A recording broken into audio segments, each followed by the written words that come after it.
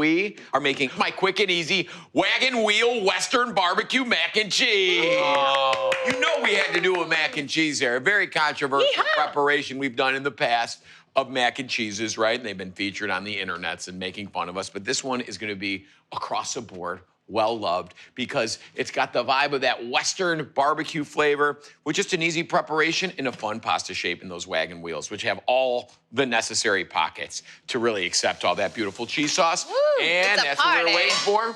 And we got this going. We're gonna do it super, super duper al dente because we got my oven at 350 and we're gonna bake this mac and cheese. Make sure you give it a stir. We're gonna make our cheese sauce, my super easy, super stable cheese sauce that you can really improvise with, starting with 2 cans of evaporated milk. Unsweetened. I like it. Unsweetened, of course, right? Yeah, standard evaporated milk, and it's got a lot of good qualities in there that help emulsify all the cheeses. Next, we're gonna add some Dijon in there for some zip and also emulsification benefits. Whisk that in. And now we get to play with our cheeses. I always like to do a super creamy cheese that melts and weeps and turns into like nothing, and something with a little bit more high note flavor like this, some super sharp aged cheddar. So you know you're eating cheddar in there. It's got that high note, and then cubes of processed cheese, okay? I'm gonna applaud you for that. It makes the best mac and cheese. It does. Nobody turned their nose up at that. So now I'm gonna take just a little cornstarch, and since we're grating our cheese fresh, like I always do in all my cheese sauces, because you can dictate how much of that, you know, thickening agent you want in there, you do need a little cornstarch in here because it's evaporated milk based. So I'm just gonna toss that and just starting with a teaspoon of that cornstarch and almost mimicking just dumping it right from the bag. I don't like the pre-grated stuff. I say it all the time. We don't know what's going in on that. So this should be fine. And all that processed cheese. Listen, there's a home for it, and guess what? It's home, Jeffrey. It made its way home. You could see this sauce come together really quickly. You don't really want to simmer this. The evaporated milk was hot when we put in the cheese, and you're gonna see it all come together so quickly. If you need to thicken it up, but remember, it's gonna spend some time, like 30, 35 minutes in the oven. It's gonna thicken up in there. So you don't want this super thick as you would a stovetop mac and cheese, ooey gooey like that. But you wanna like be right under, a little looser than that so it compensates. Look at that. Little salt. We're gonna shut the heat off on that cheese. If you can look at this right now, this is the consistency we're looking for, right? Nappe. A little loose. Not even like, even under nappe, Jeffrey, okay? You want it like very loose. And that pasta is still crunchy, but again, 30 minutes is gonna bring it to where it needs to be. Don't worry about draining it. Put it right from. And the Wagon wheel can take it. The Wagon wheel can take a beating. It can. Well, like much like the Wagon wheels of yesteryear. You know what I'm talking about, right? The trail, the Oregon Trail. When your people Jeffrey's came. doing this. This guy. So you're gonna scoop that out right into the cheese sauce. And we got our greased, buttered casserole dish right there. Nice cast iron enamel, something heavy. And again, that you'd wanna serve in and present in. Perfect, to shut that down. This is one of those dishes that you're really happy that somebody made for the kids so that you can eat it. There you go. Yeah. You can add hot sauce to this, a little sriracha, garlic. Again, this is just a blank canvas. But since we're thinking about the children's here, we can look at that. Oh Look my gosh. at that. Wow, it's like a waterfall of cheese. So how else are we gonna make this barbecue? That is the question I asked myself without, you know, I don't know, mucking up the cheese sauce. How do I get to barbecue land? So we are gonna do 3 things. First, smoked mozzarella. Ooh. And this is always a family favorite. And we're gonna spread this around evenly. And this gives the kind of a surprise, smoky, stringy, pullable cheese layer that we did not expect. For a little, just a little sweetness, a little mesquitiness, just a drizz of your favorite smoky barbecue sauce. Controversial. Just a little bit, like that. The scamorza, the smoked mozzarella is like, you know, the liquid smoke of the cheese world. It is. But it's real smoke. They're cold smoked cheese. It's really great. But also a great real meltitude to it. Pulverized barbecue potato chips. Oh What? my. I'm shocked. And when I was doing this, I'm like, this might even be more than a bag. I mean, this might be like the king size That is. picnic, family serving barbecue bag. I love barbecue chips. It's my favorite thing. I can't stop once I start. Same. And I'm just quite frankly sick of breadcrumbs on top of mac and cheese. I've had it. I've been there. I've done it. let's reinforce that Western barbecue flair we're going for. And kiddos, that is it. In the oven, 350, about 30, 35 minutes. Until when? Till you know it's bubbly around those edges. It's ready to, oh man, and that top gets a little extra concentrated flavor. Oh, come on. Shut your mouth. That looks good. Come Wow. on. Wow, people. bravo. This will stay hot for at least an hour, hour and a half. So I'm going for a corner piece. I'll tell you what, you bring that to the barbecue this summer, and you are the hero of the my God. neighborhood. What's Look at that? the corner. Come on. What is that? Come on. What is that? Oh my You seen that? God. You can't see that. I know, you can't see that far without the readers. But we got ourselves, this is the perfect bite right here. And I'm going in. All right, enough talking. All right, Start sorry, eating. I'm gonna go this way. We're living vicariously, Jeff. Don't worry, I'll save you guys some. Phooey. Oh, man.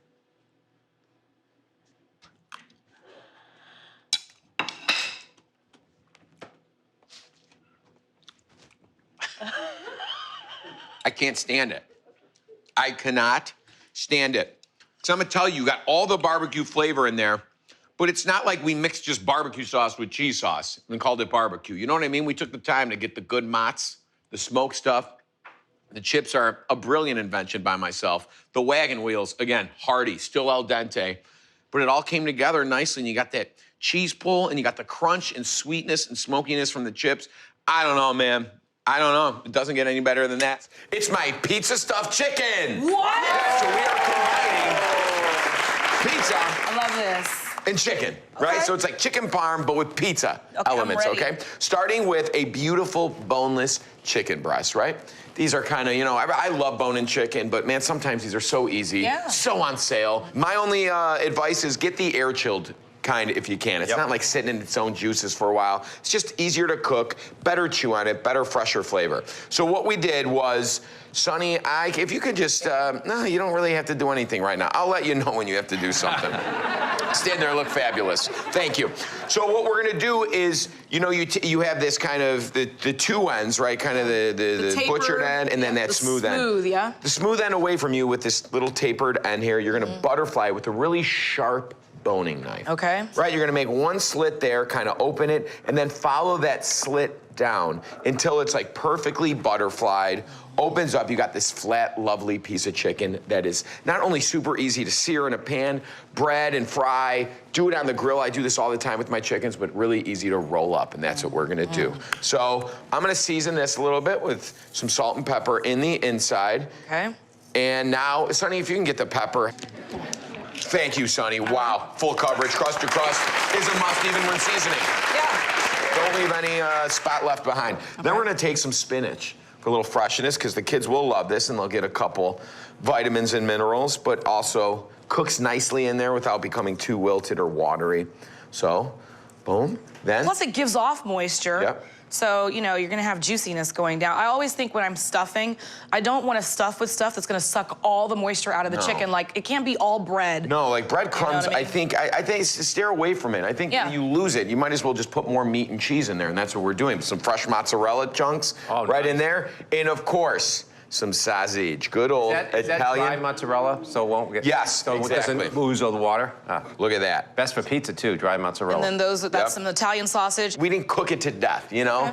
Take it off the skillet right when it's just a little pink still. And that way it'll finish in there, remain juicy. And a little burst of sweetness and acidity, we got those oil-packed sun-dried tomatoes, right? Not the dry ones that come in the you know, vacuum-sealed pack. Packed with flavor. Exactly. Now, watch this. We are going to roll it. Making right? a sausage? Like making Very a sausage. simple. Simple. And guess what we're gonna do?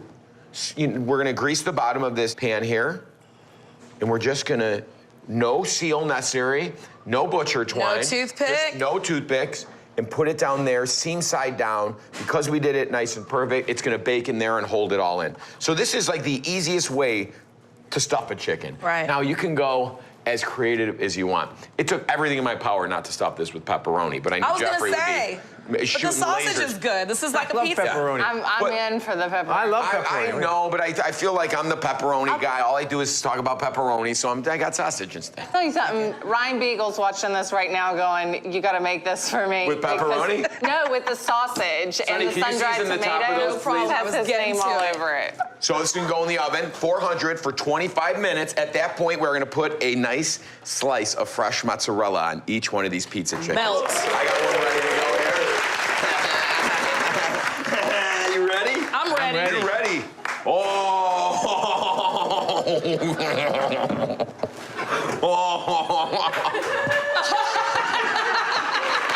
Jeffers. Oh, wow.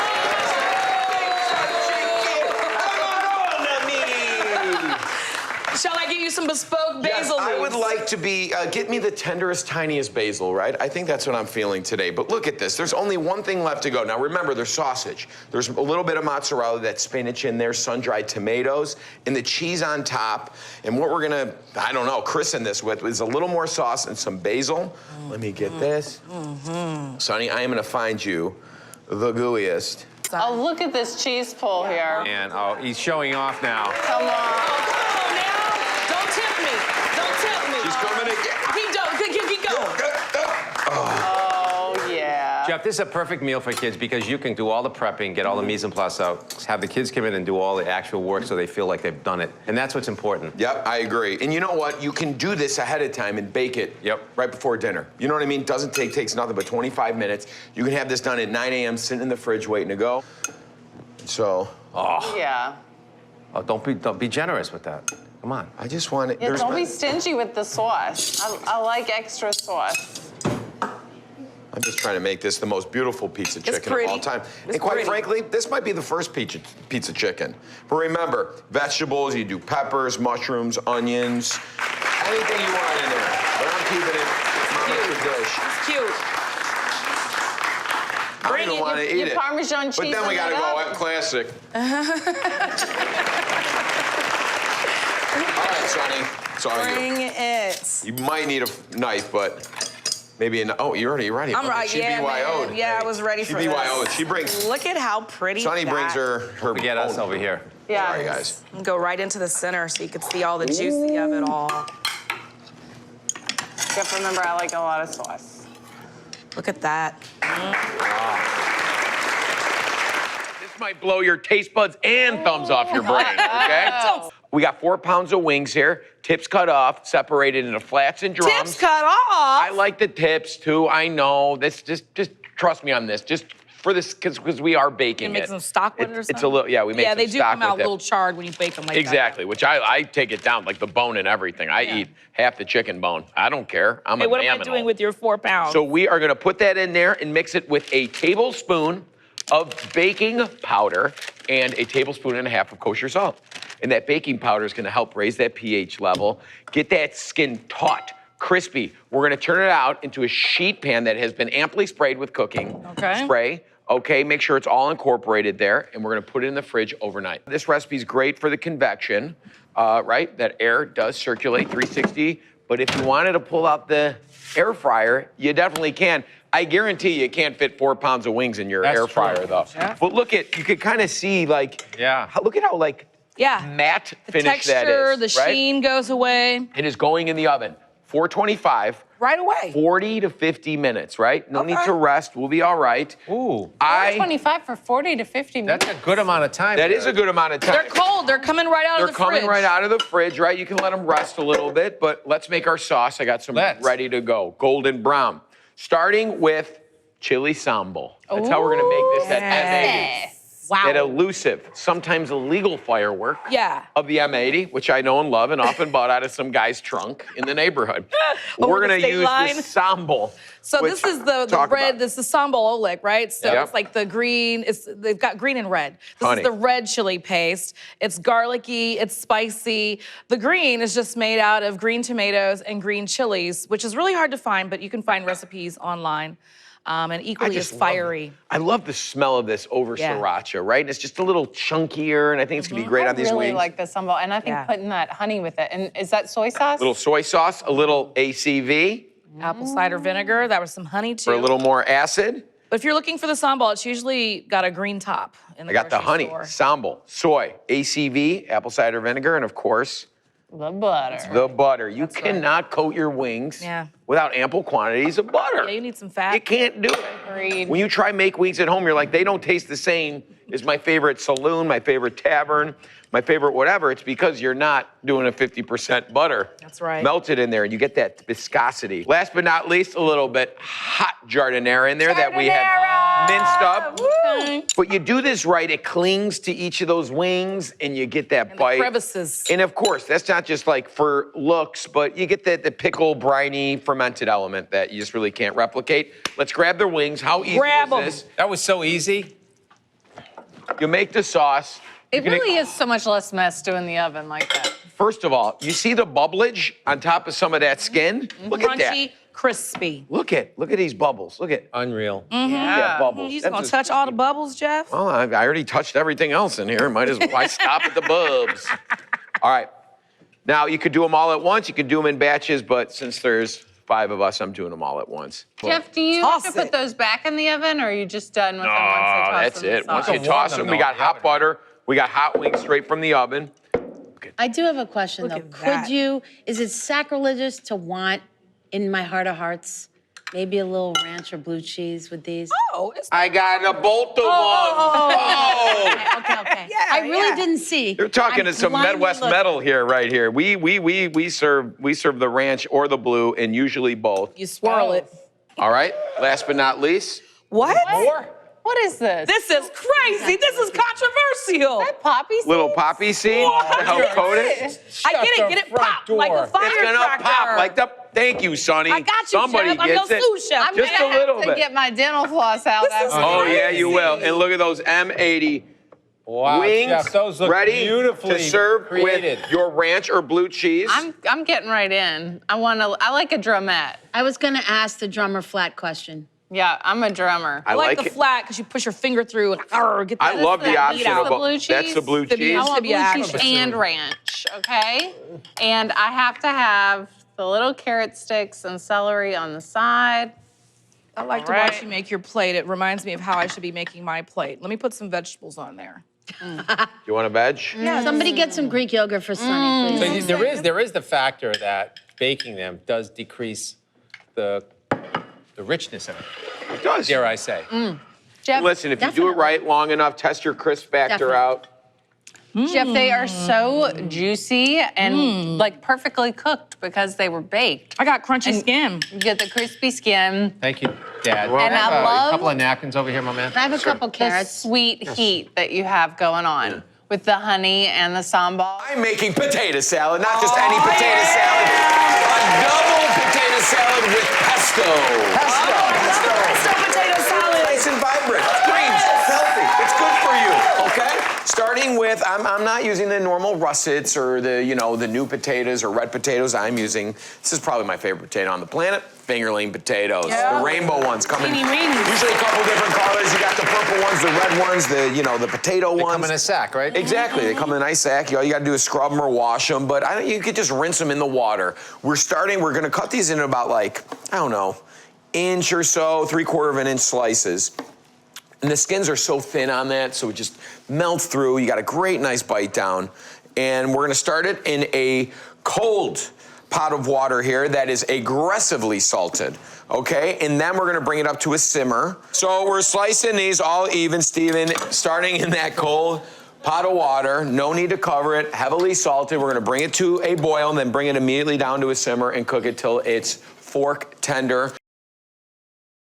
So we are gonna drain this quickly into a bowl, and while it's hot, I think this is a very important step Yes, in very any great important. potato salad, a little white distilled vinegar. Directly on that while it's hot, not a ton, just enough to kind of coat it. And what's happening, Raul, all that acid from the vinegar is soaking into the warm potato, so every bite is seasoned with that salt water and with the vinegar, so nothing's under seasoned. Now let's make our base. I like a creamy potato salad, so we got some mayonnaise in here. We're gonna add about a tablespoon of Dijon.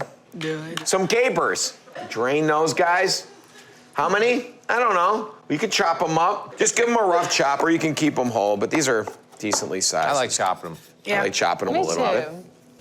too. And then, of course, the pesto, about a quarter of a cup of that. Store-bought, right? You know, we've talked about this before. It's much more vibrant. Usually, right? It's beautiful, but I think pesto loves fresh citrus, so we're gonna put a little lemon juice. First, a little lemon zest directly into that base. It's gotta be good. I think if you toss anything in what's in that bowl, it'll be good. Can you imagine just making a little extra of this and then just keeping it in a jar, put it on like a nice, put on a hamburger, put it on a club sandwich with some fried crispy bacon. Fish and chips. Oh man, tell me you don't want it. It looks so good. So when I was making, thank you. We're not done. Oh, we got the best part now. When I was making this, I was like, how do I add some texture? And how do I add a little spice? Because that's the only thing this is missing. Just a little something to give it an edge. Yeah? Oh my God, I'm seeing what's happening right now. So here we're gonna kind of This is like this in a Wow, beautifully that is whoa. hand-blown glass bowl here that were made by monks in New Jersey. The embroidery capital of the world. Is Jersey really the embroidery capital? Yes. Wow, put that on the license plate. There you go. I said it was a double potato salad. It is. So we're gonna take one of my favorite, everybody knows chips are my guilty pleasure, but my guiltiest pleasure, jalapeno kettle chips. Yes. Potato on potato.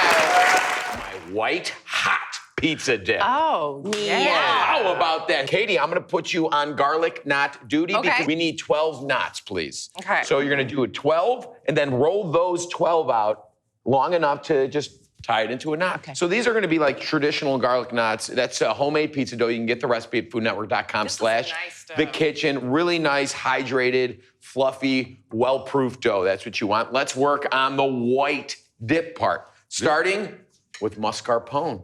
Oh. This is, right, Italian cream cheese, essentially, and dips love cream cheese. It's a great vehicle for a lot of flavors. A ton of Parmesan. Yeah. Boom. Ricotta cheese. A little ricotta right in there for some little, you know, like I like to call clumpy creaminess, Jeffrey. Little texture in there. Katie, very nice job. Now, my little own addition is some roasted garlic, roasted right in the bulb. You cradle it in some foil, you throw it in the oven while you're preheating, whatever, and it just mellows the garlic and gives it a whole nother kind of caramely roasted flavor that I love. So we're gonna use half of this, and the rest of it's gonna go into the butter. Look at this, look at it. That garlic just turns into a paste instantly in that bowl, so you mash it around a little bit. And then the last white hot ingredient, some fresh grated whole milk, low moisture mozzarella, my favorite to use. You gotta have low moisture. Oh, you get that chew then, that stringiness. That's how you get those dramatic cheese pull. Low moisture whole milk. We love the a other cheese half is pull gonna at be the kitchen. saved. Oh, we do love a cheese Katie, pull. I'm sorry. I don't know how to make a garlic knot like that. Can you just slow down and do one? It's this beautiful dough that's so nice and stretchy, and I'm just taking it and putting it into a knot. But then you And like that's it. turn it inside out. Yeah, and then I kind of just sealing it at the bottom and This is putting beautiful. them in there. Yeah, look at Like you. I only This is asked for fun. 12. Katie's doing, you're like 24. You're going You know, I wasn't above and listening, beyond. Jeff. No, that's all right. I can tell. Yes, for 12. Little salt, right? I don't want to, no, I'm not doing, I want to stick to the white hot dip. Right, no pep.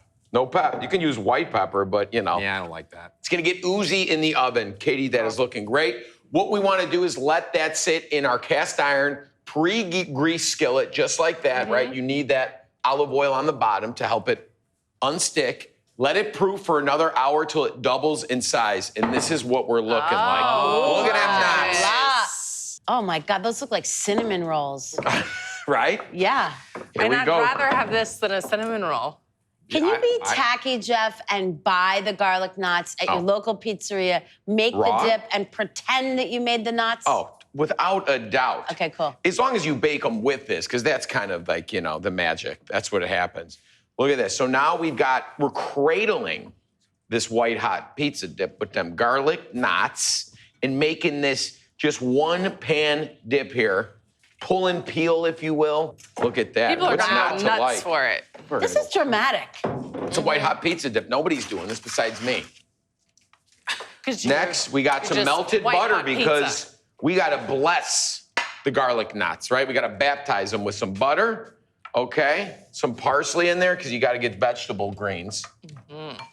Next come that roasted garlic, More whatever's garlic. left. What the heck is going on here, Jeffers? Wow. I can't stand myself today. What would you guys drink with this? Ooh. I drink about 6 beers per year, and I would bust out a beer This would for be this. one of the ones? I think so, and I think any beer qualifies. I'm actually Like a 40 ounce, I think malt liquor, it doesn't matter. Well, I'd I'm like to see that, Alex. I'm gonna go with tradition. I'm actually making an Italian Lambrusco spritz after this. Oh, well, that'll I go love very nice. Lambrusco. That'd be perfect Lambrusco, with the this. underrated red wine. Yes, a little fizz. Yes. Now we have a little garlic pinch. salt right on top. excited. Last but not least, because I don't like to waste anything. Oh, no. No That- waste around Oh here. my That God. mozzarella More right cheese, on top. Yes. This is Don't you how love are a hot dip when there's the layer of the melted cheese Something on is not top? right about this. There is nothing. Super decadent. There's so much not right that it's not even wrong, Jeffrey. And what I do need is probably a pallet jack to get this to the oven. So this is going into the oven, 400 degrees, 35, 40 minutes. You got first bite, buddy. Are you ready for the unveiling? my This God. is a two-hander lander, guys. You guys, come Wow. on. Come Look at that. on. Oh my God, it looks like a Wow. pizza. It's a pizza minus the bottom crust. Let's garnish. I got a couple garnishes here that I got from Jeffrey's pantry. Oh my God. Little Are you chili making fun of flake. me? A little chili flake. Little Yes. pepperoncini, as Yes. Jeffrey says. Some basanegal. We're gonna do a little. Don't you want to tap the basil for the Yes. oils? Oh, you gotta. Oh, wake it up. You No, gotta, you gotta do it. You slap it.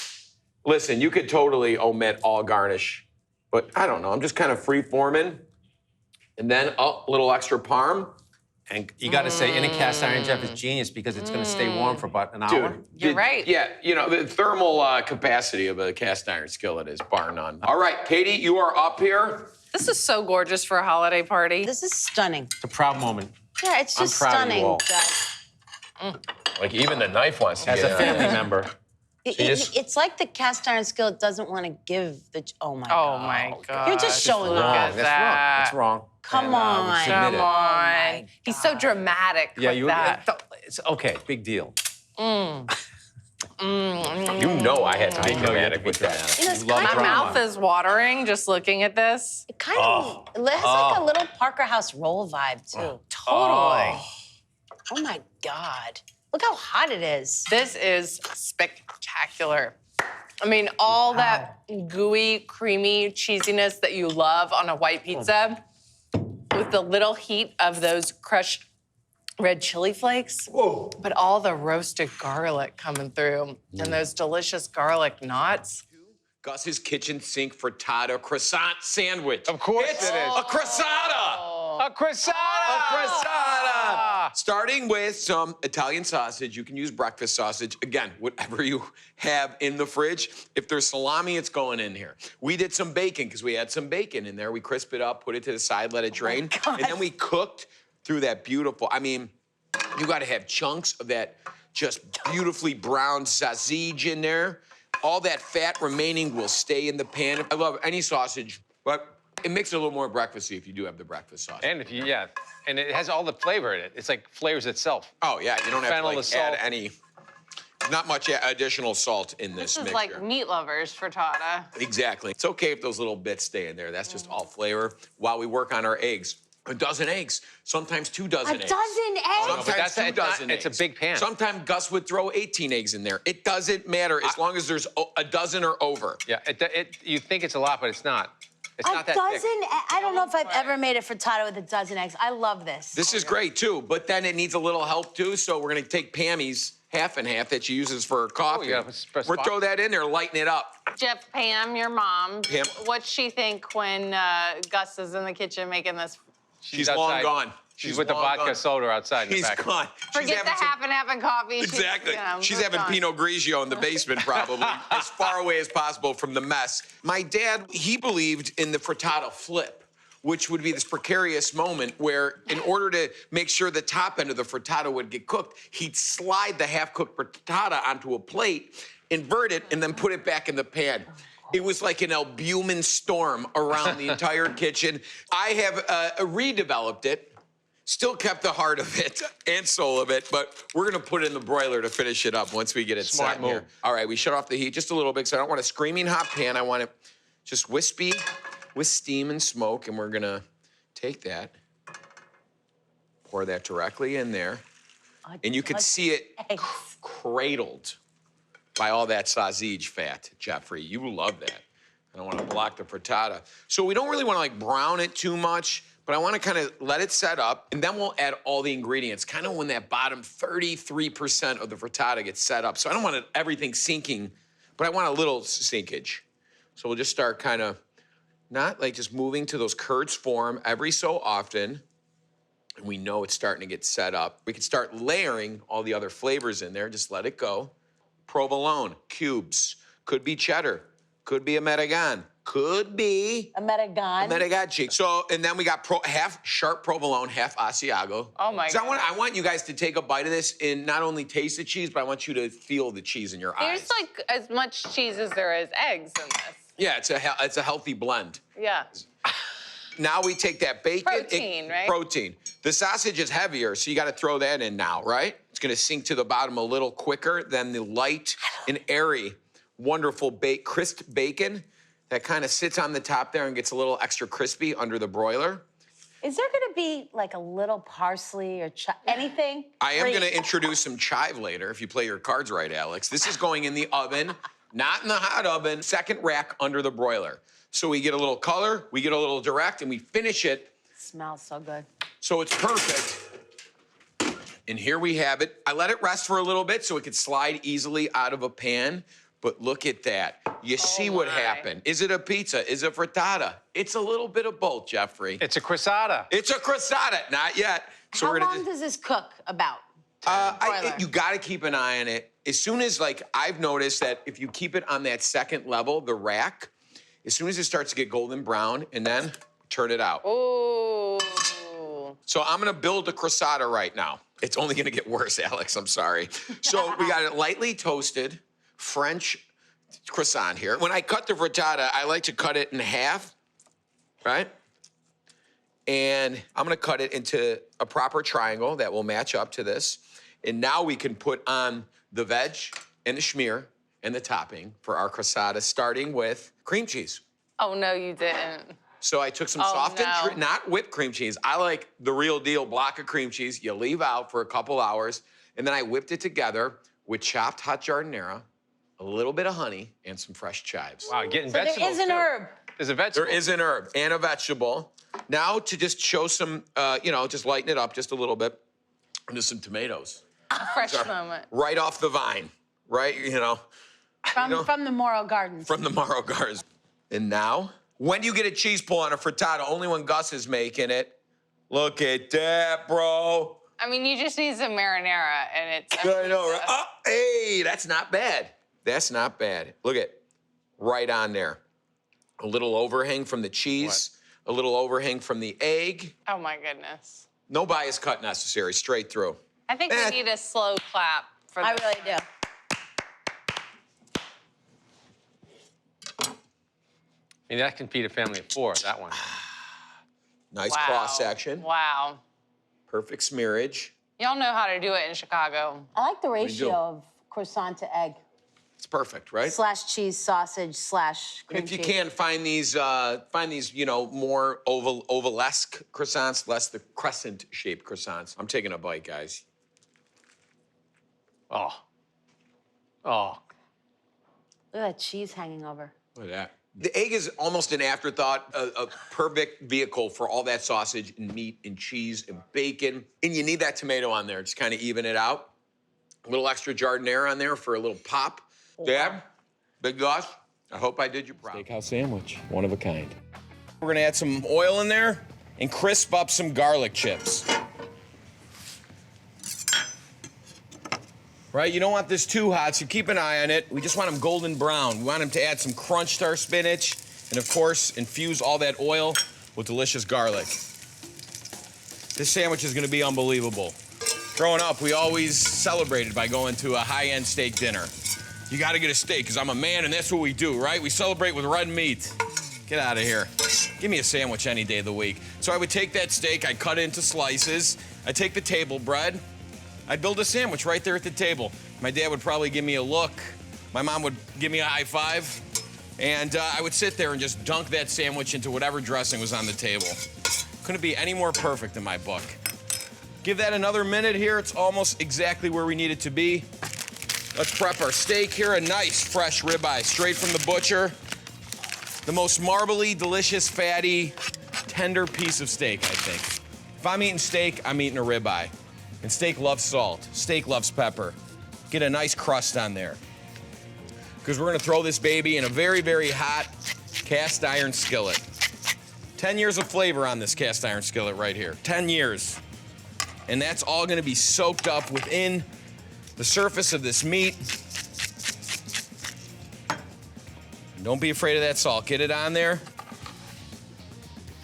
Put it right on the hot pan. And once you hear it, press it down. It's the only time you're ever gonna press this steak down. That's it. Leave it alone now. Let nature do its work. Look at these garlic chips, perfect. Let's scoop these out using a slotted spoon. We'll reserve these for later. These are gonna be great texture to our sandwich, great bursts of garlic. Keep away vampires and your wife from smooching you, especially if she didn't eat it. Oh well, right? We're doing this for ourselves today. Add a little spice to this, right? Every sandwich can benefit from a little spice. We're gonna put some crushed red pepper right into that oil. As much as you like. You can put 10 handfuls, you can put no handfuls. I put 1 handful.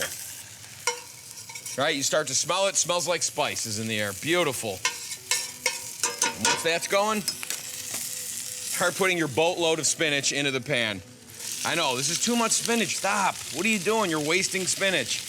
But as you know, the proper ratio to spinach is about 1 boatload equals about 2 teaspoons of cooked spinach. So keep that in mind. And you know what? Don't be afraid of a little excess moisture on there. It's just gonna help it wilt. We're gonna do this in batches. Once it kind of wilts down a little bit, we'll add the second half. All right, now it's time for our bread here.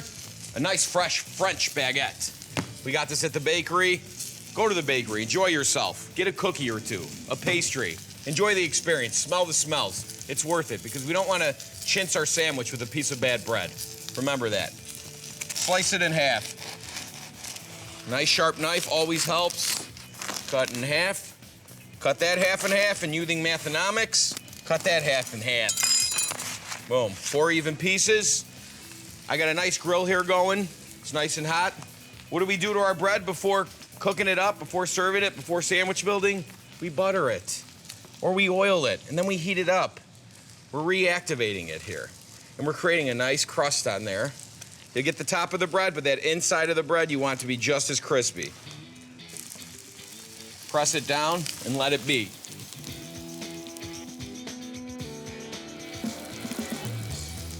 And I'm ready to throw in my second batch of spinach. Give it a toss. Make sure those bottom pieces that have been cooking get on top. All right, our big boatload of spinach has shrunken down to this mass right here. It's beautiful. It's spicy. Perfectly seasoned, gonna go great on top of our Chicago Steakhouse sandwich. Speaking of steak, our ribeye, perfectly done. Feel it, make sure it gives a little bit, but still has a little bit of resistance. We're gonna let it rest for a couple minutes. Next up, my famous buttermilk blue dressing. We got some nice fresh buttermilk in there, tangy, perfect. About a cup of mayo. Eyeball it, and for that tang, that zip, that zing, a little Dijon. Some fresh dill. Right, you can use the dry stuff, but get the fresh stuff, come on. This is a special high-end meal. Nice and minced, put it in there. Some cracked pepper. And of course, our crumbled blue cheese. We're just gonna throw it all on a bun and eat it. That's my plan, kids. All right, mix it up. Get it going. Just give it a taste. It's absolutely perfect, tangy and creamy and cheesy all at the same time. Let's build our sandwich, huh? And here's our rested steak. It's perfect, right? You can cut around some of that outside fat. Ribeyes are really fatty. That's why it's so tender. Nice thin slices. Our bread is nice and shiny from the butter. We got the grill marks on there. It begs for some meat. Next, of course, our spinach. Beautiful flecks of red pepper in there. Not too much. We don't want it too slimy. We want taste more of the texture of the meat, but we want the flavor from the spinach. Throw some of those garlic chips right on there. Just let it rain. Of course, our buttermilk blue dressing. A little bit goes a long way, but a lot tastes really good. I'm just gonna step back and look at this creation. It is unbelievable. I would pay $83 for this plate of food, and I didn't even put the top bun on yet. That's what we're gonna do. We're gonna cut it in half. A nice sharp bias cut so you can start on that angle. Put it right down there. And you know what? For an option, you got your tomato there, nice beefsteak tomatoes, and some red onion. Look at that. In a beautiful, homemade Chicago steakhouse fancy dinner, thrown on a bun, turn into a sandwich. Take a ride with me, will you? Jeffrey, you're gonna get going on the kind of the slaw here. As thinly as humanly possible with that sharp knife, that red cabbage. We got in there our pickling liquid. We got some red wine vinegar, a couple Baileys, some salt, some sugar, and a thinly sliced red onion. You're gonna mix all this together. It's gonna chill out in the fridge. Overnight is ideal. Next, we got these pork chops. Bone in. Well marbled, right? Go to the butcher, be like, give me the best pork you got, right? This is the centerpiece.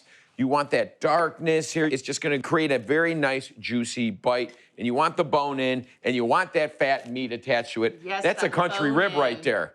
That's my favorite part. Buttermilk, this is the first ingredient. I'm gonna pass to you, Alex, but for the time being, about a cup of buttermilk for our brine, our marinade, some hot sauce, some granulated garlic, good amount of salt and pepper. Chicken brine. Exactly, and there's no reason you can't treat your pork like you do fried chicken.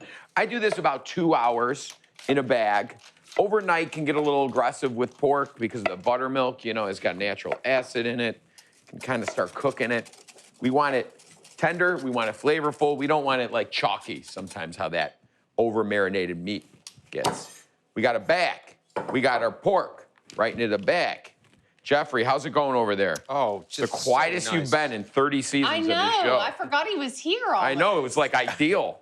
Into a bag, into the fridge. You could do it up to, 4 hours, but I think 2 hours on the countertop is ideal. I got some ready to go here. Jeffrey, once those are all chopped, you can combine the pickling liquid with those beautiful vegetables. Yep, put them all in there at once. Salt? Salt, no, everything's seasoned in the pickling liquid. Nice and warm, right? Quick pickle. The warmer the liquid, the quicker it will pickle, but I'm looking for that big, ripe, almost like purple hue. Now look at these beautiful pork chops. Oh, my Thick cut. Look at that cut on there, too. Oh, gorgeous, Jeff. All right. We got our oil going in a cast iron skillet here, some vegetable oil. You want it about 325. You don't want to go 350 here. You want a lower, slower fry to help cook the inside to a perfect medium 135 while we get the golden brown. You don't want to over brown it, okay? Now we do our Feb station, right into the flour. What does Feb stand for, Alex? Flour, egg, breadcrumb. Feb. Feb. Shake off the excess into the egg, Jeffers. We're getting that going. Starting, this is that bulletproof Jeffers? right, coating. Jeffers, yeah. We've been talking about them a lot these last couple shows. What's that? Just a canister of seasoned breadcrumbs. Oh, yeah. One of my No faves. panko, thin, right? Real fine breadcrumbs. I like to kind of hit the sides too, like that. I don't like to flip it more than once. Yeah, you can. No! There's one in the fridge that's been chilling out for a while. I want you to bring that out. Okay. Okay? Oh my God. Man, this guy is on autopilot, and it's scary when he's not doing what he's told. Look at that, everybody. That is so pretty. Look at that. I don't even. What is that? What is that color? Is that purple? Magenta? Is it magenta? Magenta. Fuchsia? Yeah. Get a little bit of fresh parsley in there, and now we got that oil. Right? We're looking for not an aggressive bubbling here, right? But we do want it to bubble, because if it's not bubbling, it's not hot enough, it's not frying, it's just gonna suck up all that oil. But in this case, you can see it around the rim of there. You can always do the breadcrumb tester. See if they start bubbling up nice. That's what we're looking for. We're on to the next one here, Jeffrey. And now we got another PC here to go to the FEB station. Oh, need a little more salt, huh? Just had to do it, didn't you, buddy? Just had to one-up me, didn't you? I can't win ever. I got some, listen, you can do about 3 to 5 minutes to the internal temperature, hits 135. If it's getting too golden brown, it's getting too dark, and you know it's not cooking in the middle, you can always throw it in a 300-degree oven for a couple minutes. I got some ready to go here. Alex, are you? Oh, snap. Right as it came out of the shallow fry, oh my we hit it with a little salt. Gorgeous. Wow. Remember, we use seasoned breadcrumbs. This can feed a family of 4 easily. That's a lot of meat with a lot of the veg on the side. Jeff, if you want to pass it, I'll leave it right there. I'm going to slice one. Truly beautiful. But we'll do this one whole. You know how there's some things that you make and you say that looks like it came from a restaurant? This is I agree. restaurant. And I like to kind of squeeze off. I like that you can make, you can bread the pork and make the slaw ahead. And then you just easily. cook the pork and eat. You can chill the breaded pork chop in the fridge for a while, right? And only people do with fried chicken. Oh, and now he's going there. A little mustard. Oh, I hate kind of mustard is Oh, that? please don't. What kind of mustard is that? This is a little country Dijon, with the with the seeds in there. I think a little applesauce will go too, right? Totally. You could put apple in that slaw, too. I was thinking you could put the buttermilk in that slaw too. Yeah, you can. You can do a lot of things, but unfortunately, I didn't do them. So You like there how go. we're all just trying Man to alive. change your recipe, Tough Jeff? group here. Jeez I don't Louise. think so, because I think when you make a recipe and you can imagine a lot of little tweaks. And that's the beauty of it, it's a right? keeper. You're open, right? You're never the mustard. done This learning. is gorgeous. I mean, that is it. I'm gonna slice this one up, Jeffrey. You got a knife over there? Can you grab me This one? is really up my alley. Oh, listen to the sound when you cut into That it. crunch. Oh, wow. Wow. Look I at am this. so I wanna cut- liking this. Yeah, Look yeah. at this. Sometimes when we're here and somebody's making something and you think like, I just can't wait to go home and make that, this is one of those occasions. I'm gonna take this right here. Look at this. See this? That's going down. That's going downtown. Oh my God. Okay. The cold slaw. First of all, that it's cold. Crunchy breading, pure pork flavor, and then just a little bit of mustard on my bite. Little texture from the mustard seed. Jeff, this is a knockout. Classic fettuccine Alfredo. Classic.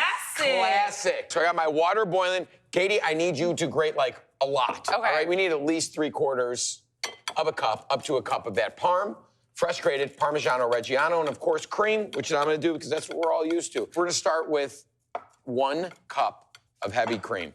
We're gonna turn on our heat now, nice and gently. To this, we're gonna add 2 tablespoons of butter.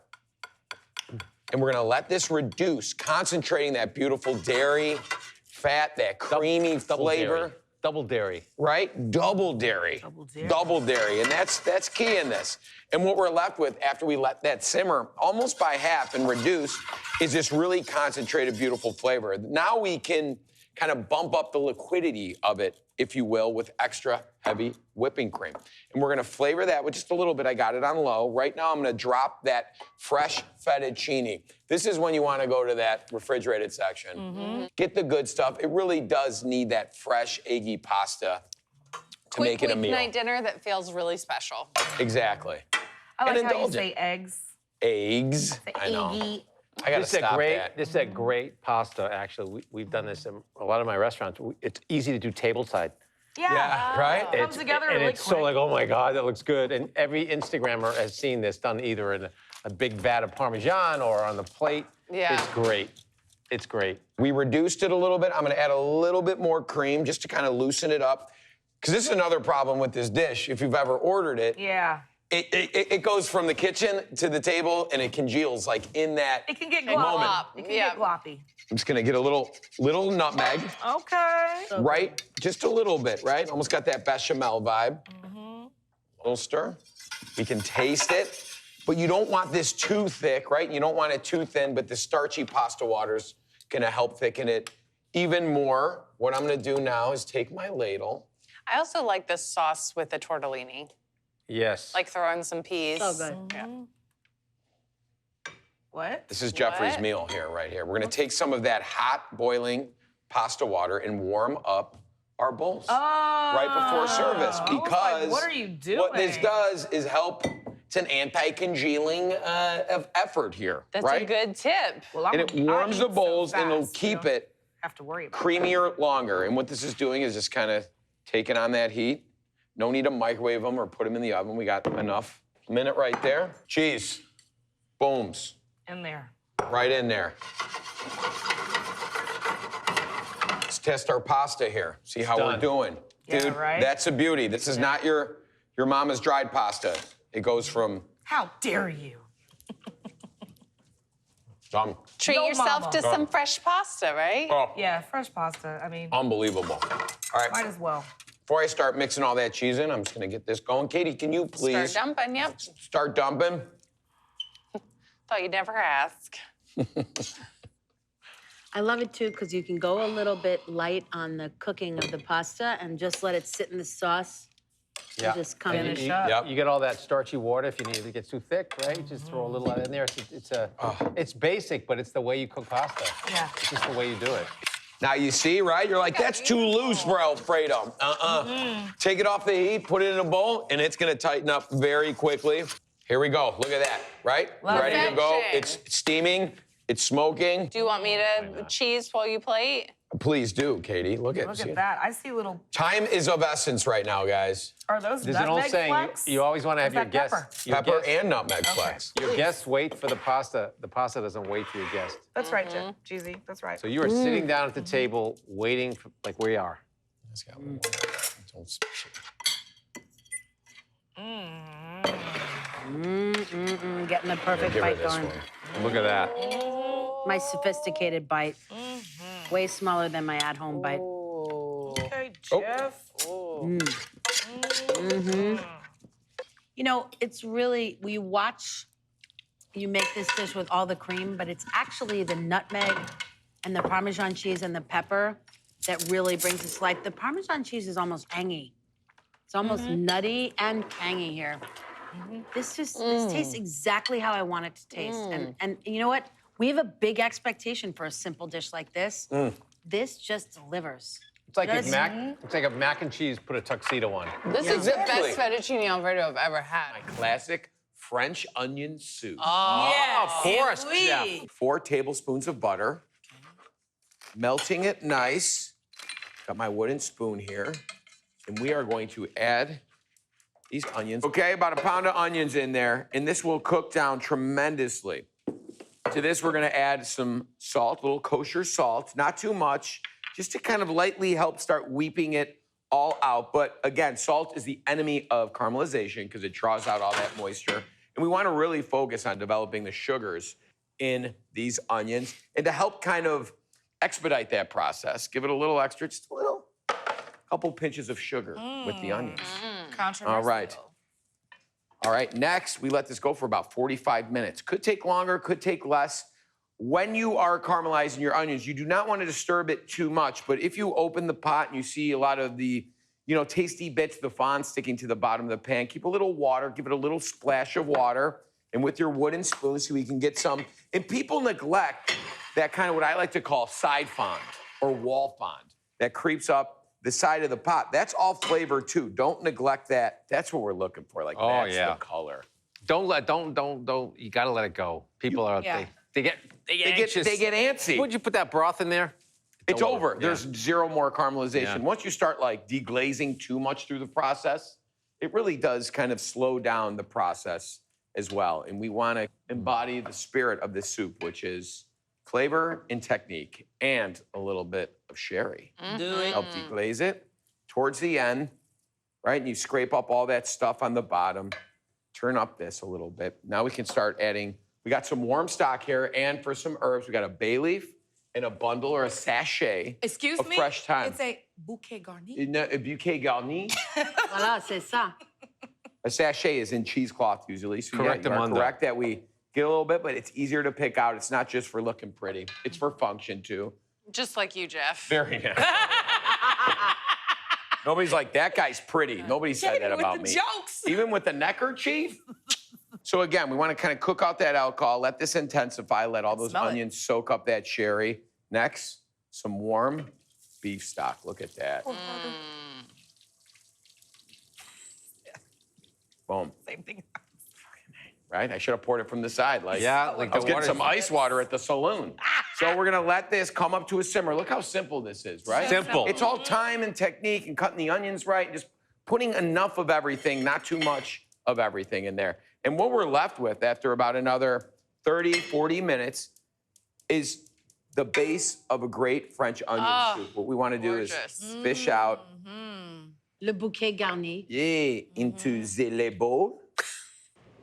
All right, this is ready to go. Katie, I will bring the horse to the water, if you will. Okay. And our toasts are a little done, a little crostini there. I like to give a little kind of centrifugal stir here so I can scoop up and get an even ratio of broth to onion. I think the onions are the true star of this, but man, we want to structurally build this, so you might need a little more in there. These are big old crocks, but you need the handle on here. Yeah. You can use a ramekin at home. You can use like an oven-safe bowl. Or I'm sure you can find these online. It's kind of like a Moscow Mule. You need the vessel. You need the vessel, right? Just to One feel of those like you're things doing that it. like you find on sale, and when you find it, buy it. Yep. Even if you're not planning on making the French onion soup right away, just buy it. There's also a certain. I also put like cheese sauces in there. Like I do nacho sauce, like individual nacho sauce. You can that's a good idea. reuse those French I think there's a onion look to French onion soup that's almost as important as the actual soup. Yeah. It's got to look like he's gonna do it. I know what he's gonna do. Oh, you know. I mean, You gotta smell of complete the it. You sherry. can't Yeah, like the half. mess on the edge. Yeah, you can't do it half baked. Hey, now, we're going to full bake Oh these. yeah, there we go. Throw Look at a this. couple croutons Really on the important top, right here. Do it. Right? Without submerging like that. That guy went for a dip. I'm going to change him out. I did not. He just ate. You got to wait an hour. Hey, I don't Boom. blame him. He wanted to get in there in that soup. That's right. Yeah. Yeah, Jeff. I got to do 2 sheets. Oh, to. it's You got to have have to. a It's a thick must. layer of cheese You on need it. there. Right on there. It's a must. So What kind of cheese? Anybody want to guess? Gruyere. Gruyere, of course. You could substitute nothing. Gruyere is available everywhere, right? The deli sliced or the sheets of it that come pre-shingled, if you will. Totally worth it because it's going to make your life easier and an even melt, which, let's check on these, huh? Where do you put it? What kind of oven? Why? So we are going to put it on a sheet pan. Yeah. As many bowls as you need at a time. Don't just loosey-goosey this to the oven, okay? You want to keep it on a sheet. I'm going to need another rag. Give me that, man. I thought I was going to be all swollen and showing off for you guys, but this is a two-handed job. You'll see why. Oh, meh. Oh. Bon Dieu. Ah, that is it. That's the promise. Yeah. Look at that. I'm just going to. Wow. Look at that. Look at that. Maybe, I don't want to, man, there's no more room. I have all the Here. pots going. Thank you very much, Katie. But look at this. This is what we wanted. Mon Dieu. That smell. That's Italian. No, kidding. That's amore. That's amore. This is a soup that makes you want to, Smile. well, yeah, and pull out a fork, too. You know what I mean? Yes, you got to get in there. And Yeah. Again, here's you guys. Cote de Rhone, red wine, Burgundy, must yeah. have. Done, right? I All like day. that you're our sommelier, you know what I mean? Yeah, how I Let got us Cote de know. Rhone with this.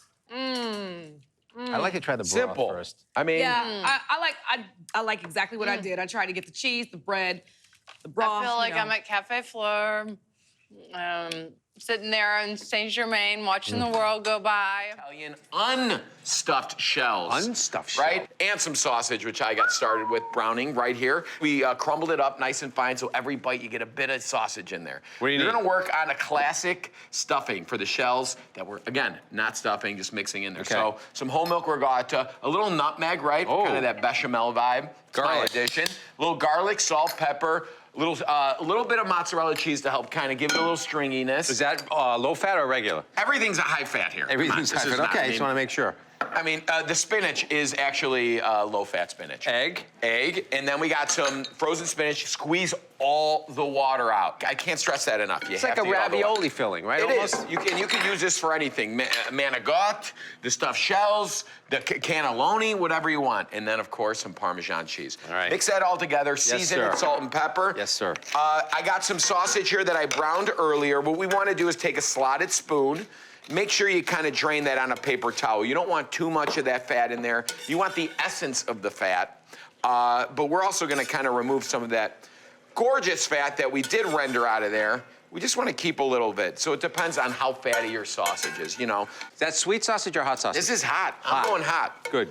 Now, if the kids are involved, They like spice. The kids they do. now like you gotta, spice, right? You know, that's you got to introduce it early. Now, look at all those beautiful bits in there. Now, this is a little too much fat for me, so I'm just going to take a paper towel because we are kind of one pan planning this. We are Yes, going we to are. put this directly in there, just kind of a light non-stick coating of that delicious sausage fat. That is perfect. You see what we're left with here? Now, if you don't mind, Jeffrey, please mix that pasta within there. Super al dente. All right, beautiful. So you're just gonna mix that, right? It's all gonna come together, still a little moisture in that spinach where it's gonna help move things along in beautiful. there. But the goal is to try to get that cheese to creep inside those shells. So So don't be afraid. we're using a small one today, but traditionally it's large, right? Large, right? Yeah. You're sitting there and you're Yeah. literally either Okay. piping or spooning Got it. into the shells and then baking it all. And then it's just kind of omitting that step. Here I have some beautiful crushed San Marzano tomatoes. Oh, man. Okay? Get the whole, just hand crush Oh, them. listen to that. I'm just gonna fortify, again, almost deglaze the pan, all that delicious fondant there, and create a bottom kind of nonstick layer for the rest of our shells. Okay? Nice So you can fun. use like the juicier bits on the bottom. Jeffrey, great job. I'm gonna actually shut off the heat on this, but you can see we're kind of intensifying the tomato flavor, great. sucking up all that beautiful fat, and now we can add our sausage in Oh, there, bud. sausage, come on. Look at that, right in. Let me try Yeah, this. mix it. Oh, man. Well, I did have about pounds less. 25% more sausage. Okay, so we got that layer of beautiful San Marzano, and now we can Are you putting more tomato Gently. sauce in it, or that's it? on top. Yes, you're gonna see. So we are going to put this, I got my oven at 375. This is just gonna like... Don't disturb this, no need to mix. I want that layer of tomato on the bottom to help kind of make it a little more scoopable and give it another beautiful layer of flavor. Look This at like that. resembles my mom's dish, the shepherd's pie, but it's like Italian version. Right? Isn't it like It's so kinda the funny? same All the thing. comfort food, right, is all like kind of these one pot, easy Cheese, to make. meat, pork. And then obviously feeds a crowd, Yeah. right? So we're gonna kind of scoop those beautiful San Marzano tomatoes right on top of there. God, does that look good? Again, my spin, which we didn't use a lot growing up. We didn't see this a lot, the fresh mozzarella. No. Right? It was always shredded mozzarella like Yeah. we used in the inside of the stuffing. But I just love the look of this, right? It's Oh, got man. that, I don't know, just modern look to it, and it melts so nice. So we're gonna throw it in the oven for about 10, 15 minutes, just to kind of, it all comes together. That I got one ready to go here Jeff. for us. Jeffrey, are you ready? I am ready.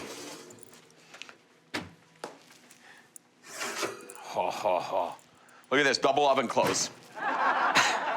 Unbelievable. And there you go. That's all you really that looks beautiful. caramelized on top there. Uh. And now we're just, we can dot it with, look at this, Oh, little so modern cute. flair, So right? cute. That's what we love. Just a little baby basil I love on top of there. You can put olive oil, you can put some more Parmesan if you want on You top of can that, go right? to town with this, right? All right, let's taste. Come on. You ready? A nice piece, a crusty What do you want? piece, You edgy, want- crusty piece. Look at this, Yeah, right? You know, we're from Worcester, we like burnt stuff. Oh, here you Yeah.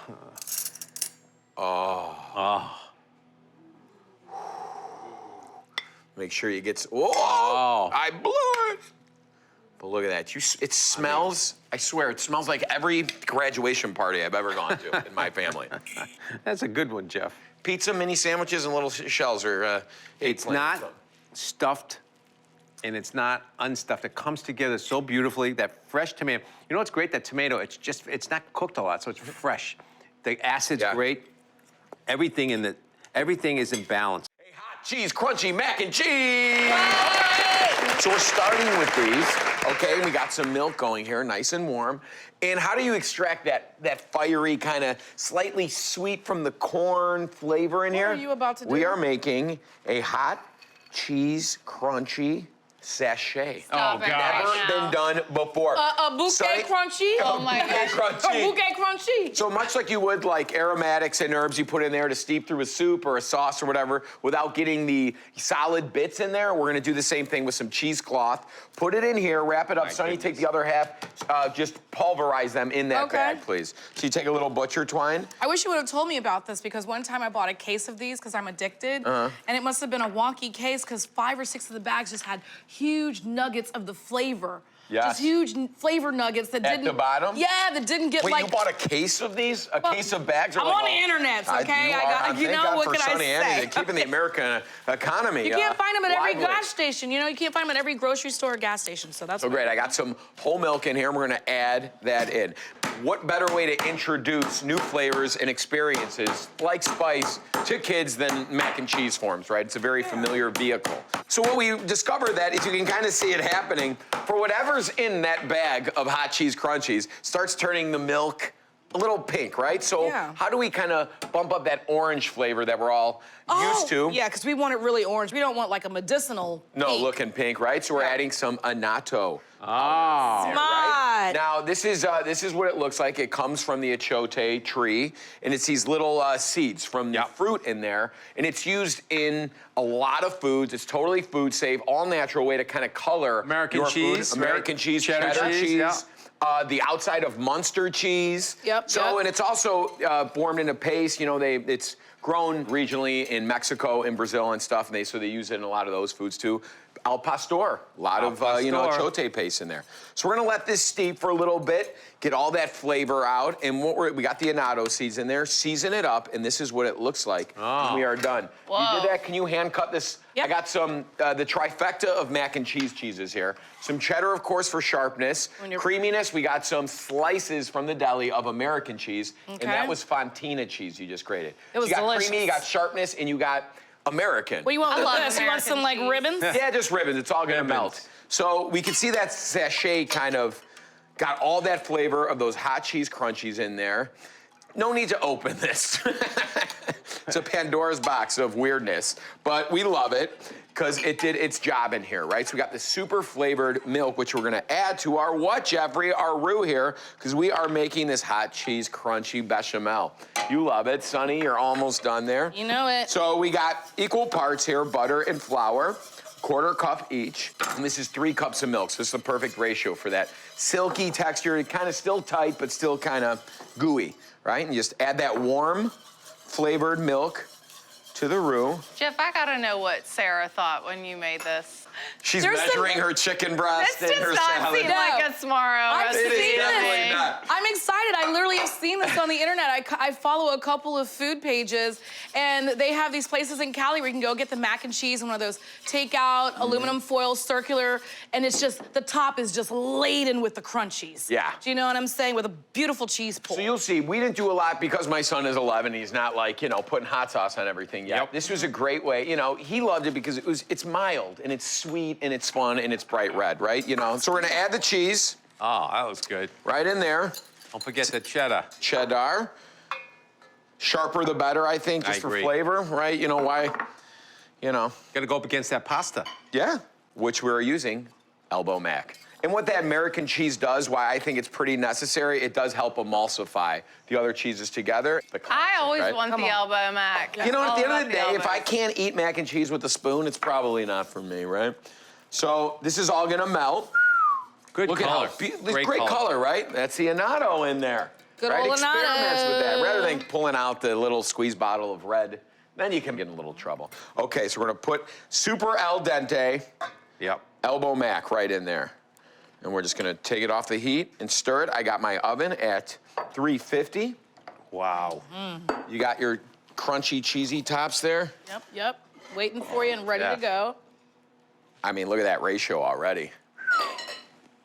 You're right, it's kind of that perfect combination of baked mac and cheese and stovetop mac and cheese. I love both, you know what I'm saying? Like sometimes you just gotta make a quick bechamel and make it happen on the stovetop.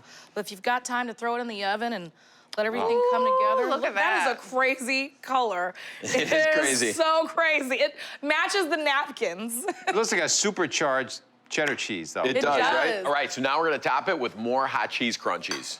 Texture time. Right?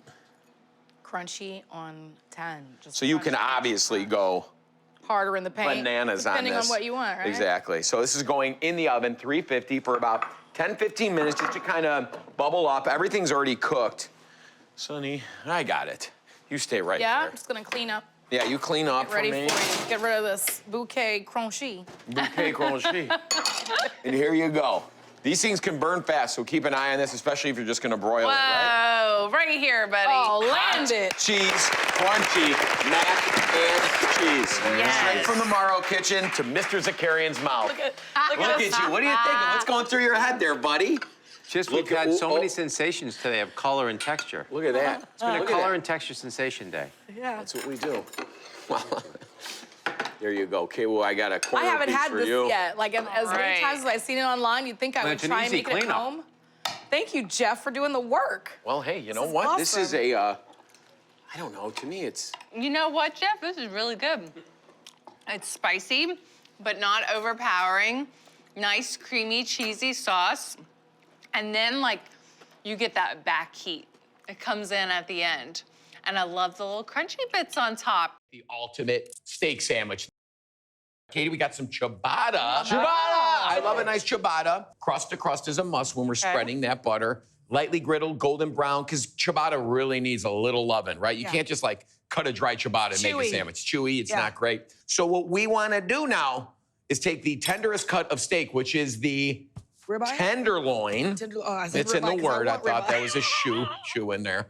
So we're gonna take the tenderloin, and what I've done before is I covered it in my black powder rub, which is a recipe you can find on foodnetwork.com, and did my reverse sear method. So put in like 250, 275 degree oven to the internal temperature gets about 115. Then you can hit it under the broiler really quick and get a nice char on the outside. And what I did, let it cool, and then I put it in the freezer for about an hour.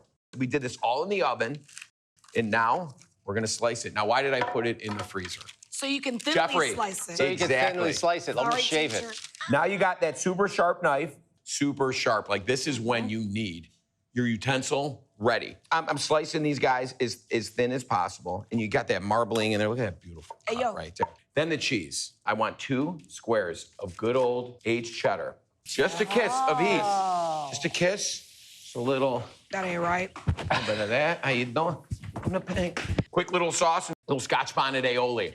Little Scotch bonnet hot sauce. Some stone ground mustard. This is all over mayonnaise. Oh, you crazy. Just a little bit of honey to tie it all together. And I like a nice little zested clove of garlic that evenly distributes. I'm keeping an eye on my cheese now. You see that? Yeah.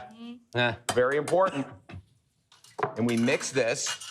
Oh, yeah. Do a little bit of chimichurri on top as well. Oh, look Double at that. saucing this. Now I'm gonna take that.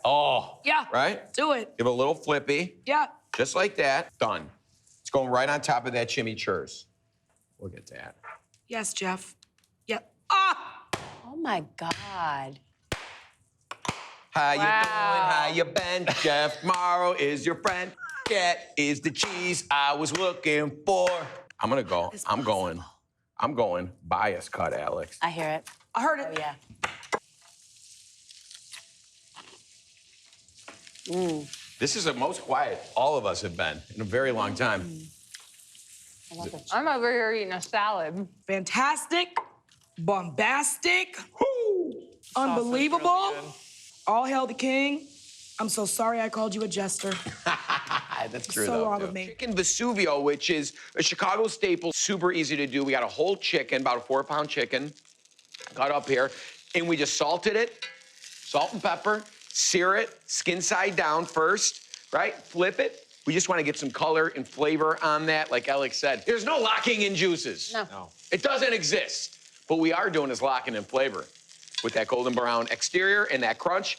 So now we have these just very partially cooked. And these are always served with wedges of russet potatoes that soak in all that pan sauce. So we're gonna take a russet potato and cut it into wedges, about 8 wedges.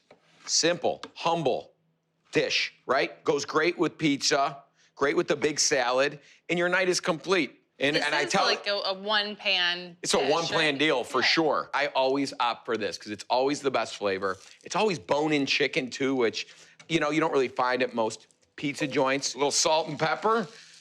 We're just gonna put some color on these potatoes, much like we did the chicken. And we have these beautiful, just par-cooked, but colored potatoes here, okay? So that's good to go. I'm gonna take these wedges of potato. I mean, you can already smell it. These are like what you love, right? Jeffrey, like big kind of steak fries almost, just fried in olive oil barely. You can see that kind of exterior start to blister. But we're gonna saturate these puppies in even more flavor.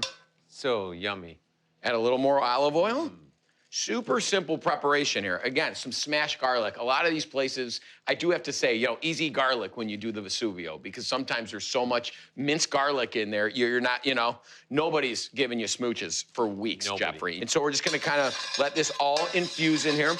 And then we're gonna put our fresh herbs, some thyme, some fresh oregano right in there, sizzle, sizzle. Well, Jeff, not that I need to school you on chicken Vesuvio, but I know. legend says that this dish is named after, this makes sense, Mount Vesuvius volcano, because adding wine to the oil causes the dish to smoke like a volcano. Boom. Boom, there you go. And I'm not gonna argue with you. And then we're gonna add in our white wine and make it bubble and smoke and sizzle, much like the lava from our family's private estate on Mount Vesuvius. There we go, plenty of white wine. I love a red sauce joint. You know, a dish like this, and it's like Just- so homey. It's great. And like, if Good, you smell this, comforting. it's like the whole place already smells like oil, garlic, and oregano anyway. You might as well concentrate it. So we can put those potatoes right in there. We got our oven set at 400. And this is, I know everybody has their own preparation of this. I feel like this is the best because we're gonna cook it more. The chicken's gotta go to about 160. Oh my but this gosh, that kind of smells gives good. it that elevation of the chicken to make it almost a proper roast chicken. A lot of times it's kind of sitting there stewing away, and then you don't get the crispy skin you want, and that's how we ensure that skin is crispy and that meat cooks very evenly. So we got the breasts right in there. This would be the kind of dish my daughter Ava would pull out the recipe and cook, and I'd come home, and you would just smell the chicken, the wine, the potatoes. You know, even leave the little things you do, Jeff, like leaving the skin on the potatoes, just gives it such a great smell. Great aroma in the house.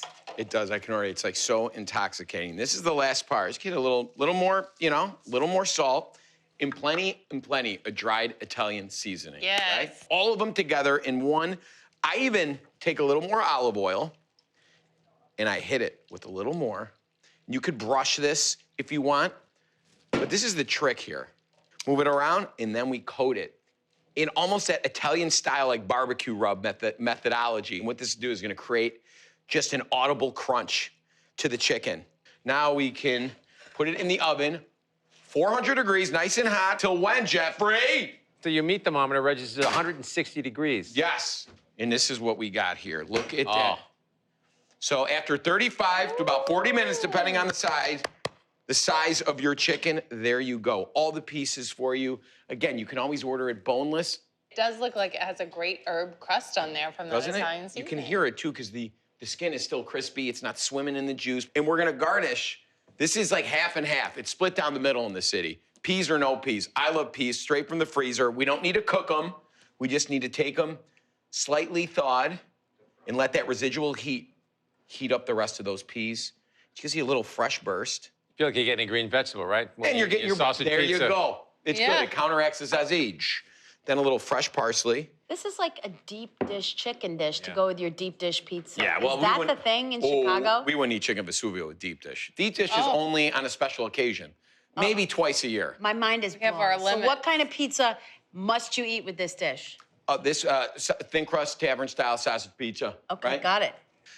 We're gonna do a little thigh action. You gotta get, look at this, Give me some sauce. all that sauce, right? You can have a clove of garlic if you're a cowboy like Jeffrey, but if you're like me, you don't want that, but you do want all that sauce draped over the potatoes. I keep it away from the skin of the chicken, right? To not compromise the texture. There's a cacciatore vibe going on here that I'm loving. Yeah, it's a little Look cacciatore. at crispy skin. Oh, come on, do it, Jeff. And you taste the wine, even though it long cooked, like so much of it remains, the fresh lemon.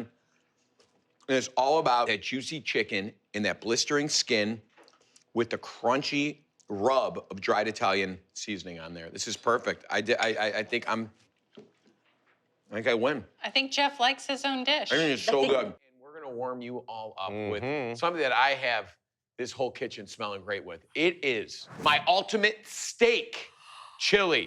Starting with the steak, as you see in this large, enameled cast iron Dutch What oven. kind of steak, Wow. Jeff? This is the humble chuck roast. Yes. Cut up, you can trim some of the fat out. They're super affordable, but so beefy. And it's just so great for long, slow, low cooking. And that's what's really essential about a true chili. So this is kind of like upgrading the ground beef. And we're gonna brown this steak, right? So we cubed it up about 4 pounds of chuck. We put in a searing hot with just a little bit of oil. We don't really season it too much. We've got some salt and pepper, but we don't have our spices. You want like at least one side that's like ready, that Maillard effect. How's that taste? I wonder. You want to try? You really want to try it? That's a beauty. Like, chuck roast, chuck roll, all this chuck cut of steak. It's great for grinding, for burgers and everything.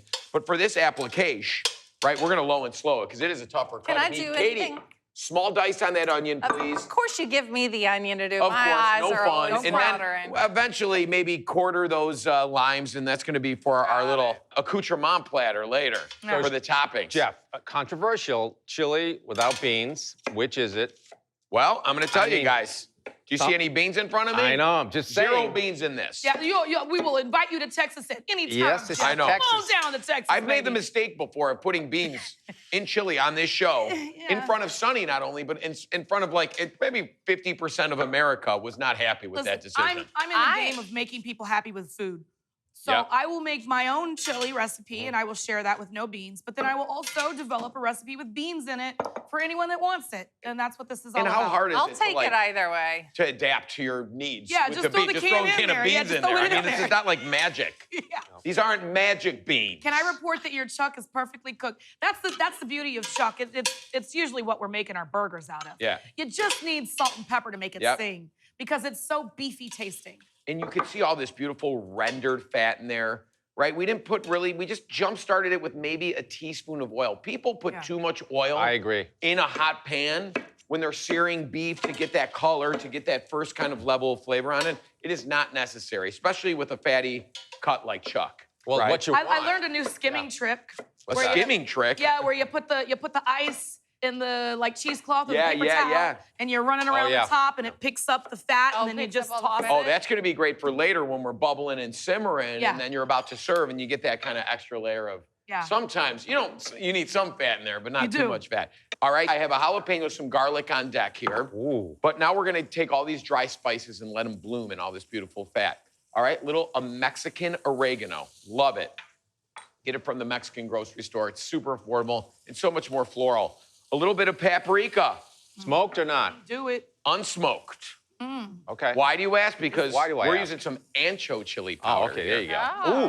That's Now a you good could job. smell, and some cumin, and I got my wooden spoon, and this is the magical moment, essential for any chili. The blooming of the spices in the fat. Do not do this with the onions in there. Just give Yeah. it's good. a little alone time with the fat. Yeah, And you because could there's natural immediately- oils in all those dried herbs and spices. They need to wake up. I mean, this is just like, It's smelling good in here. It sure does. It's like does. you got the fire going, TV's on, and this chili simmering. What a perfect You need snowy some red day. wine or beer, oh, Jeff. don't Come worry. on. We're gonna kind of, just to drink? Yeah, well, Oh, 2 jalapenos seeded, stemmed, ribs taken out.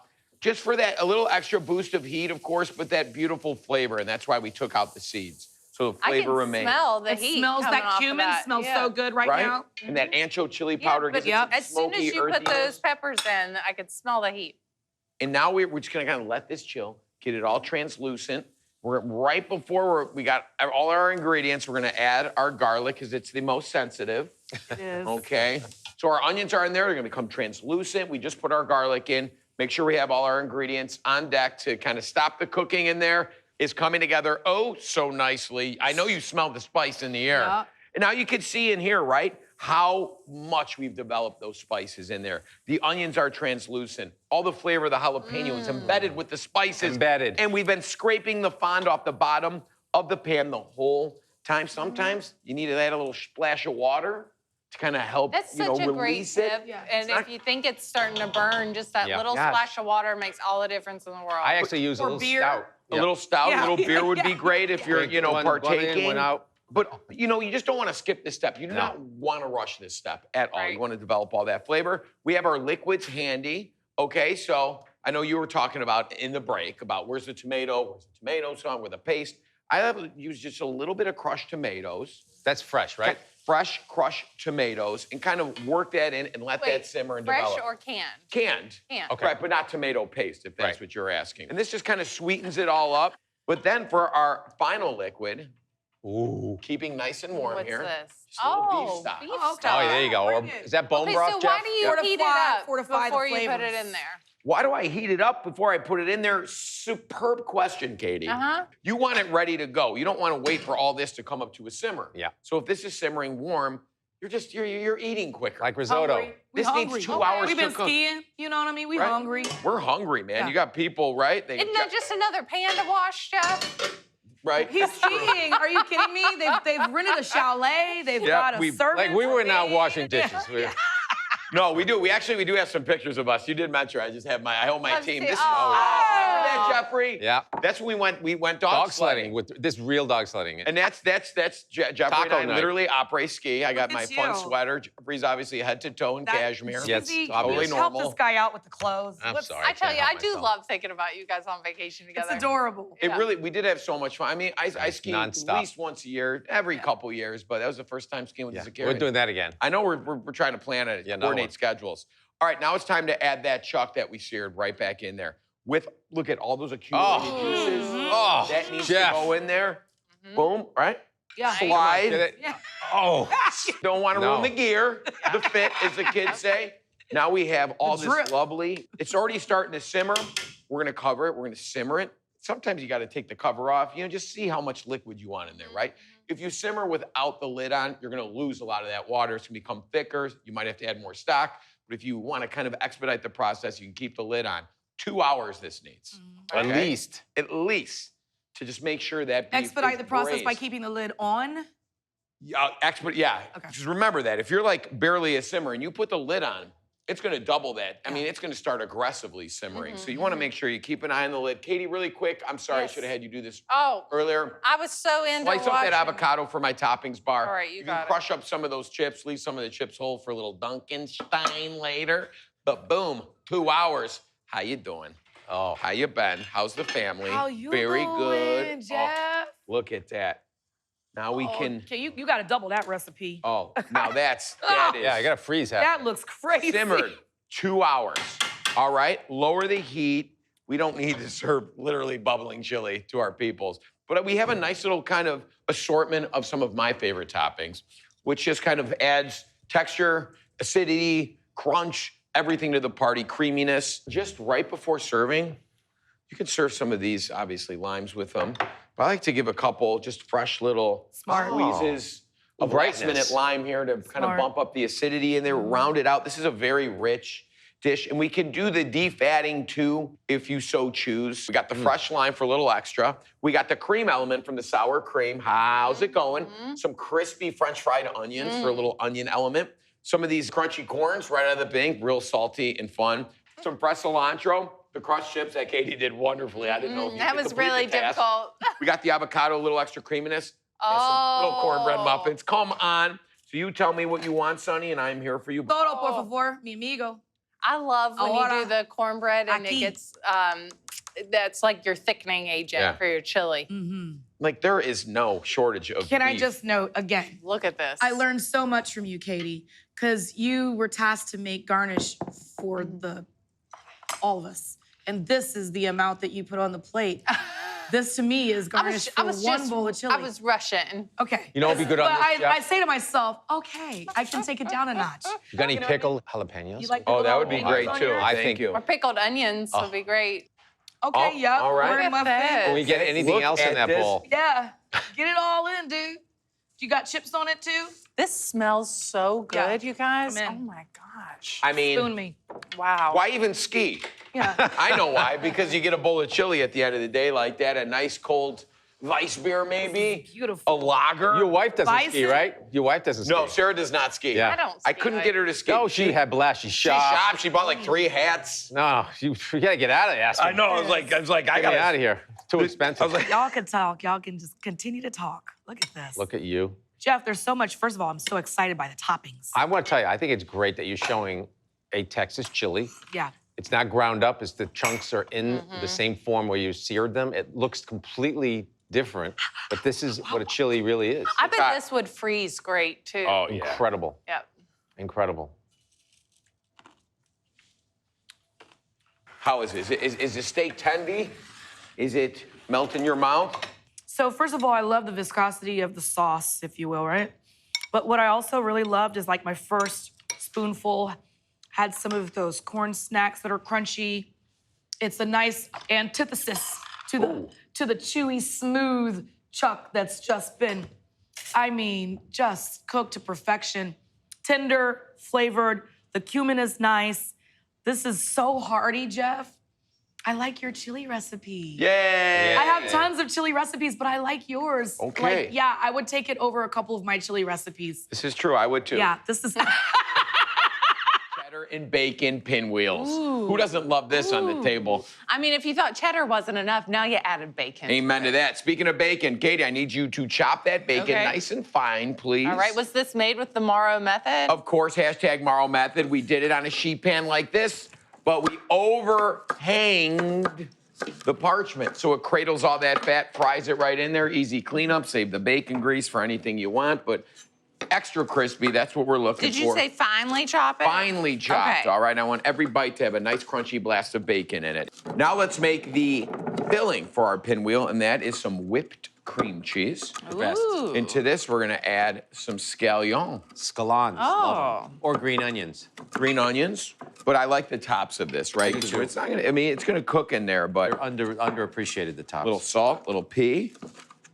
I just want you to know the amount of self-restraint it's taking to not just eat these pieces I'm of counting. bacon I'm right counting here. them too because I want every single bit of bacon in this. I'm gonna grab the puff pastry, which we're keeping in the fridge, Jeffrey. Do you have Warm to thaw- puff pastry is no good. Do you have to thaw it out, Jeff? Yeah, we store bought. Frozen. Right? Frozen.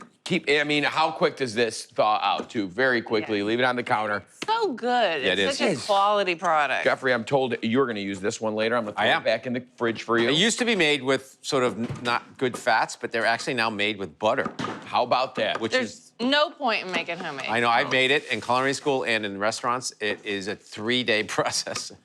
You guys Got a can little make it. bench flour here. We're just gonna roll it out just a little bit to keep it, make sure it's even. Now we can spread. So you don't dock that or anything. You just as it is. Nope, it's going. It's going Wow. right in there. Oh Here my comes goodness. This is gonna be good. You know it's gonna be good. that scallion cream cheese. So Jeff, are you going crust to crust on this? No, we're not. We're gonna leave Okay. just a little border, just for the sake of expansion when it goes into that oven.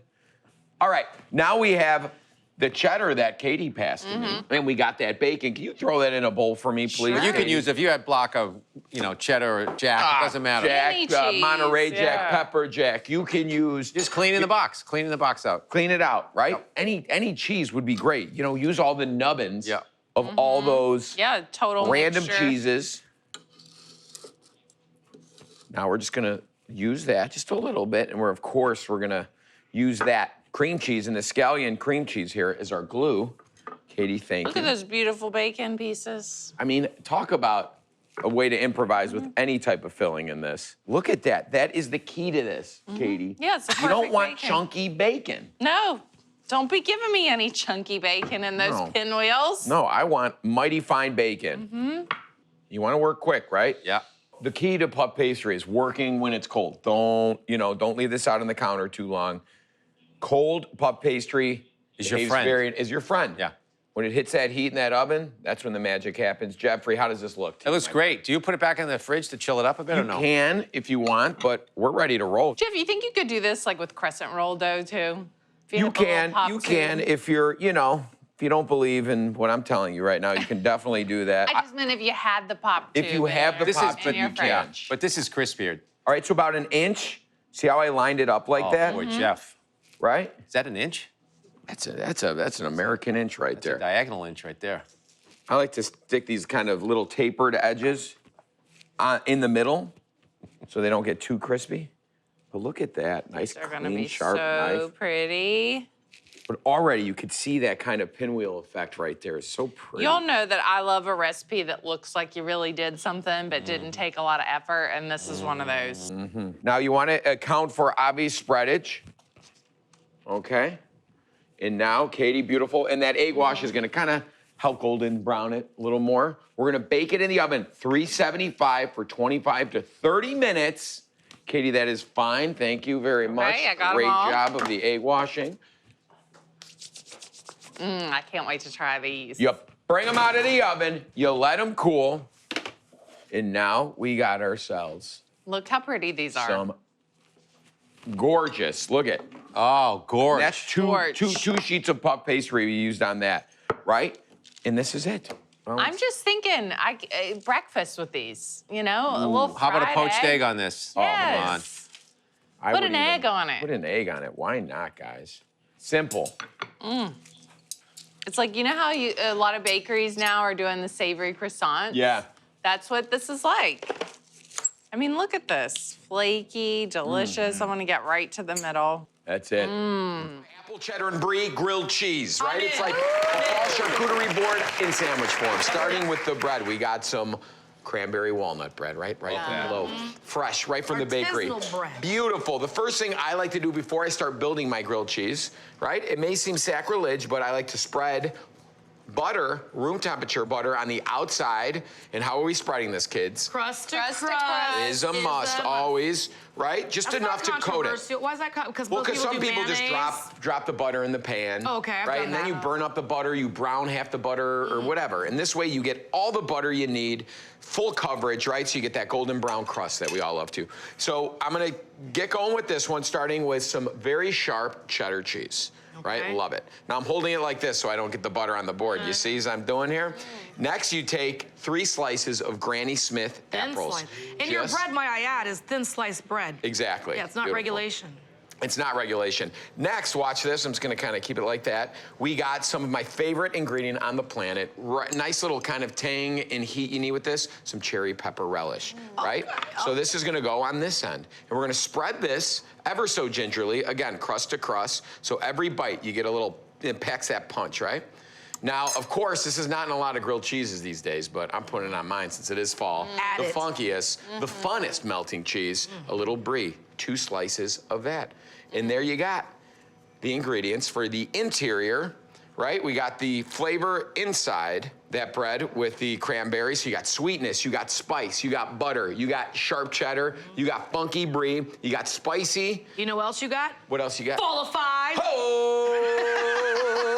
Look at this pan, right? And what temperature do we cook grilled cheeses at, right? I'm doing high? medium No. high. Medium low, actually. Oh, yeah? Okay? 'Cause you wanna melt that This is inside. actually, I can already tell this is a little hot, right? So I don't want it to, so what happens, right? You end up toasting the exterior of the bread too quickly and the inside's still cold. And we really want all these flavors to melt. Brie is pretty hearty. I mean, it melts nice, but it needs a fair amount of heat. So this is going right on there.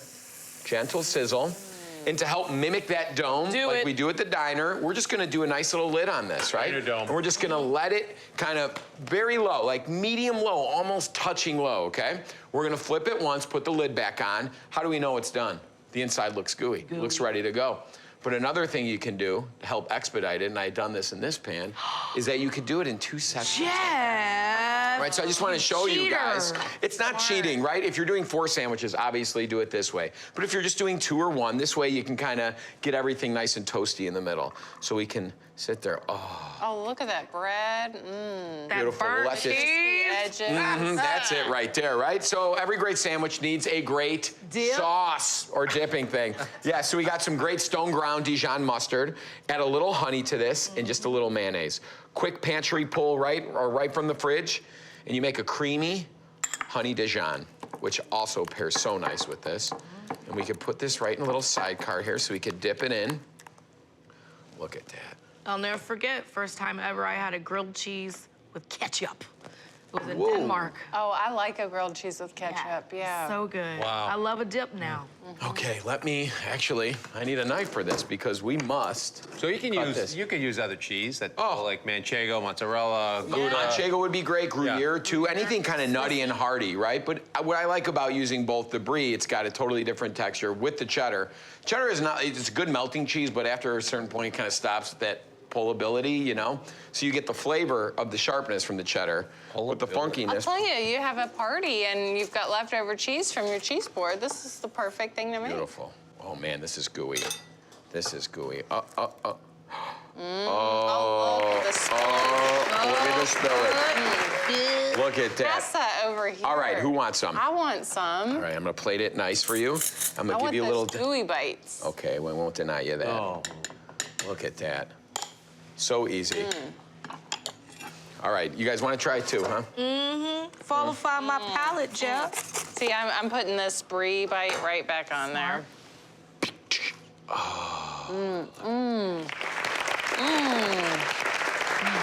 Oh, man. I get so excited, don't I? Yes. I don't so get to make a light. lot of sandwiches here, so when I do, I like to really lay it on. Jeff, it's so well balanced, having that kind of sweet tart apple on there, then the spicy relish kicks in, and the creamy, I didn't make one for myself. funky brie, and the sharp cheddar, and then you've got the really good mustard honey sauce. Cubano slider! Hey! Cubanos, kids, you know what's in a Cubano? Pork, Pork. ham, Yes. Swiss Mustard. cheese, pickles, mustard. That's it. And That's like, It's all about the bread, it's though. all about that It's all Cuban about bread. that So we are gonna start with our bread here, these slider buns. We got some nice potato rolls here. So we're just gonna lop that kind of across the equator. Now we got our 9x14 here. I got all my ingredients, starting with some melted butter. We're gonna make a quick little mojo sauce to help add some more flavor to our pork that That's we're a gonna put in a misnomer. second.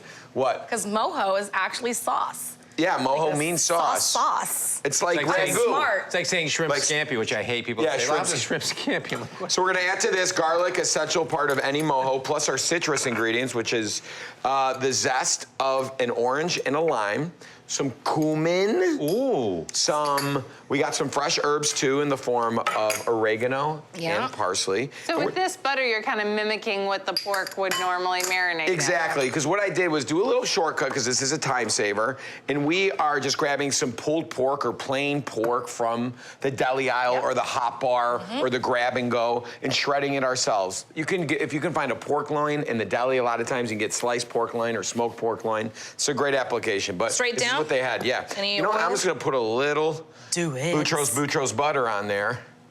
Just to kind of help with the nonstick, a little more flavoring. I'll take it. But what you want to do is kind of let this steep for a couple minutes, let it mix up, and you can smell the garlic and the citrus. And it's wonderful.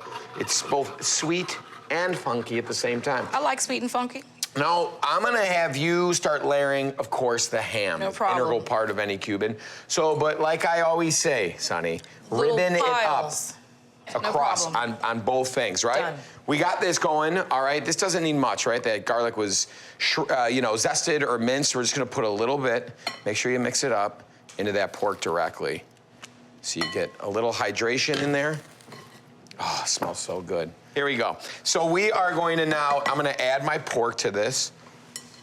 Again, any pork will do as long as it's double pork. I'm so making this for the next Beagle family get-together. This is like Is this right up their alley, the Biggs so family? up the alley. All right, we got the ham, of course. Yeah, we yeah. need some good old dill pickles on there. I just wanted to touch the pork, sorry. That's all right. How did it feel? Felt good. Felt succulent. That's good. I like That's- that you added the butter to it to kind of bring it back to life out Layers of of that pack that flavors. you bought. Yeah, this Swiss is cheese, smart. right? I wonder Yes. where that came from with the.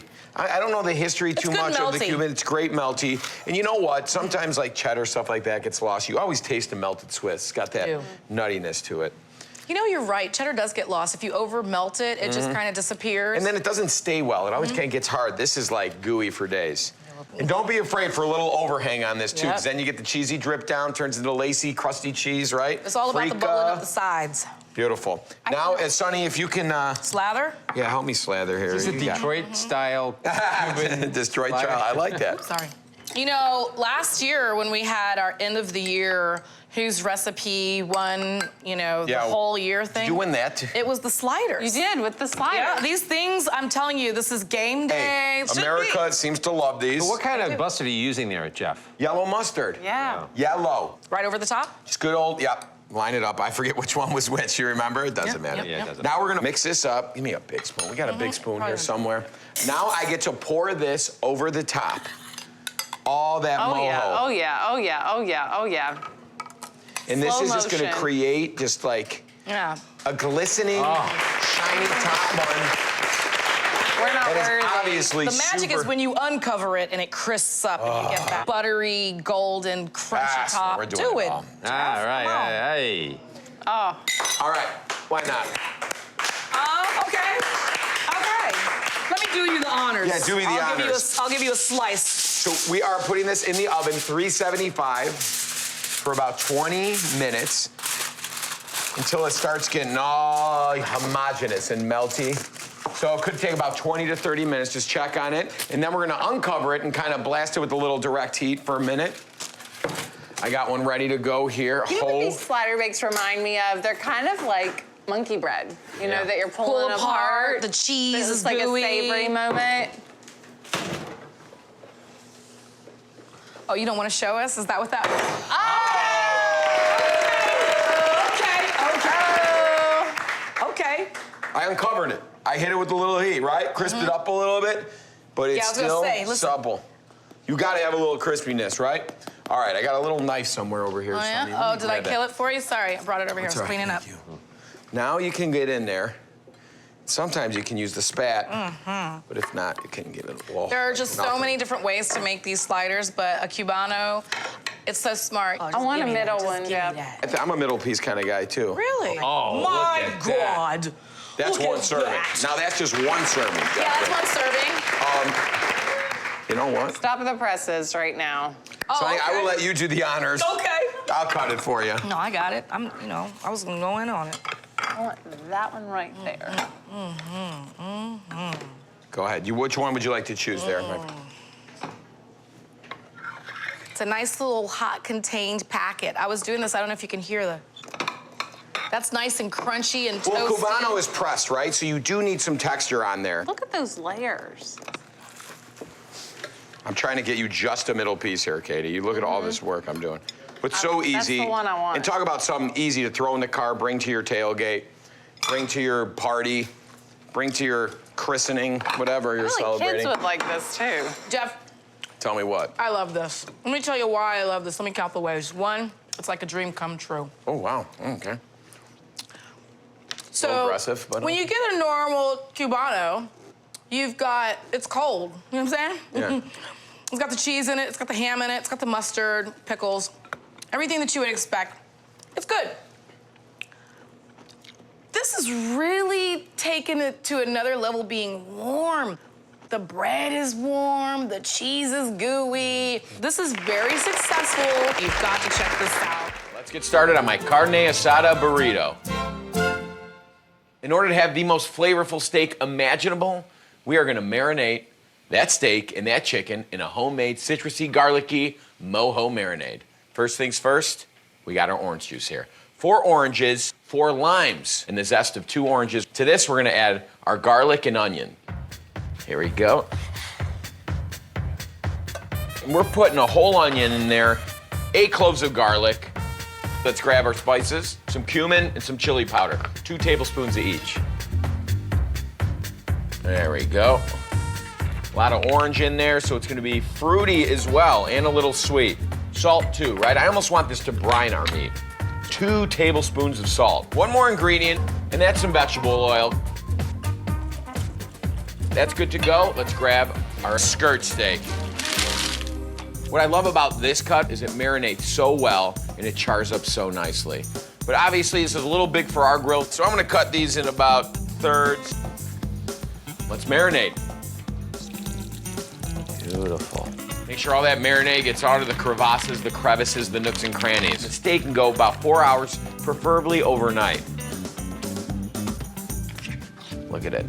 And just like this, we can lay it right on our grill pan. Oh, yes.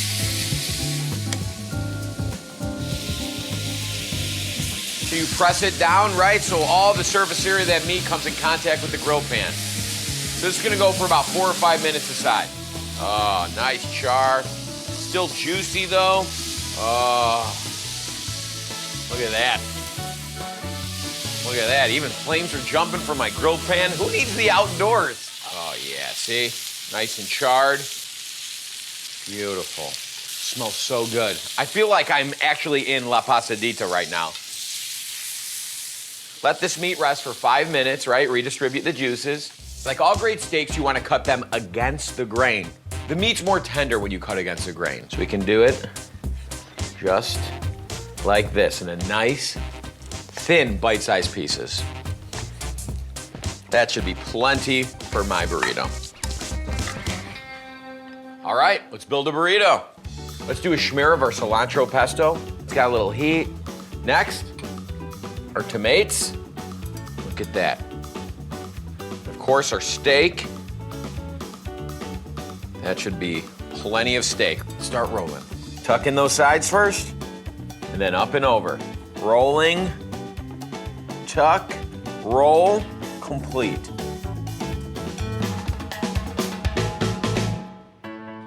And you want to eat this whole, right? I know it looks beautiful in there and I want to see how it looks, but I'd rather have all those juices accumulate at the bottom so those last 4 or 5 bites are magical. It's the first bite, no salsa. Unbelievable, but the only thing this is missing is that charred salsa. So, another great pointer for burrito eating, a little salsa each bite. That meat is so marinated and tender.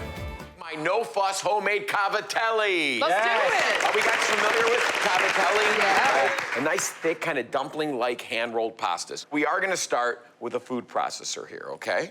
So starting with some 00 flour, which is lighter, finer, right? Great with Gold pasta. You can get it in Italian delis, whatever. If you don't have this, Brian, use regular all-purpose flour. A little semolina flour in there, too. To give it some color and texture, a little more structure and flavor, right? Some salt, and we're gonna combine our dries in the food processor. You know, there's a lot of handmade processes with pasta, which is the well method, with the eggs and everything, which can get a little, you know, confusing at times. You don't know how to gauge it. This way, we start it in here, kind of get the kneading process started, accelerating it, and making it much easier to knead by hand. This flour now used to be just imported. You can find that anywhere because it's so popular now. So 00 is 00, check it out. It's great for pizzas, Yeah. great for pastas too. A little bit of oil and some water in there, just some room temperature that's it. water. And we are going to, you know, get this baby started. And you'll see it'll start forming a ball. That's pasta. That's pasta right there. This is the beginnings. You're gonna see it's, and now if it's a little crummy in there, depending on the humidity and the atmosphere, you can add a little water just to help get it going until it's a little ball. You'll see it start to form. And this is doing a lot of the handwork. Beautiful, and that's it. You saw that about like 15 seconds in there. And now we can kind of turn it out onto our bowl. We got some bench flour here. So you put a little more of that 00 flour so it doesn't stick. Turn it out. Look at how beautiful.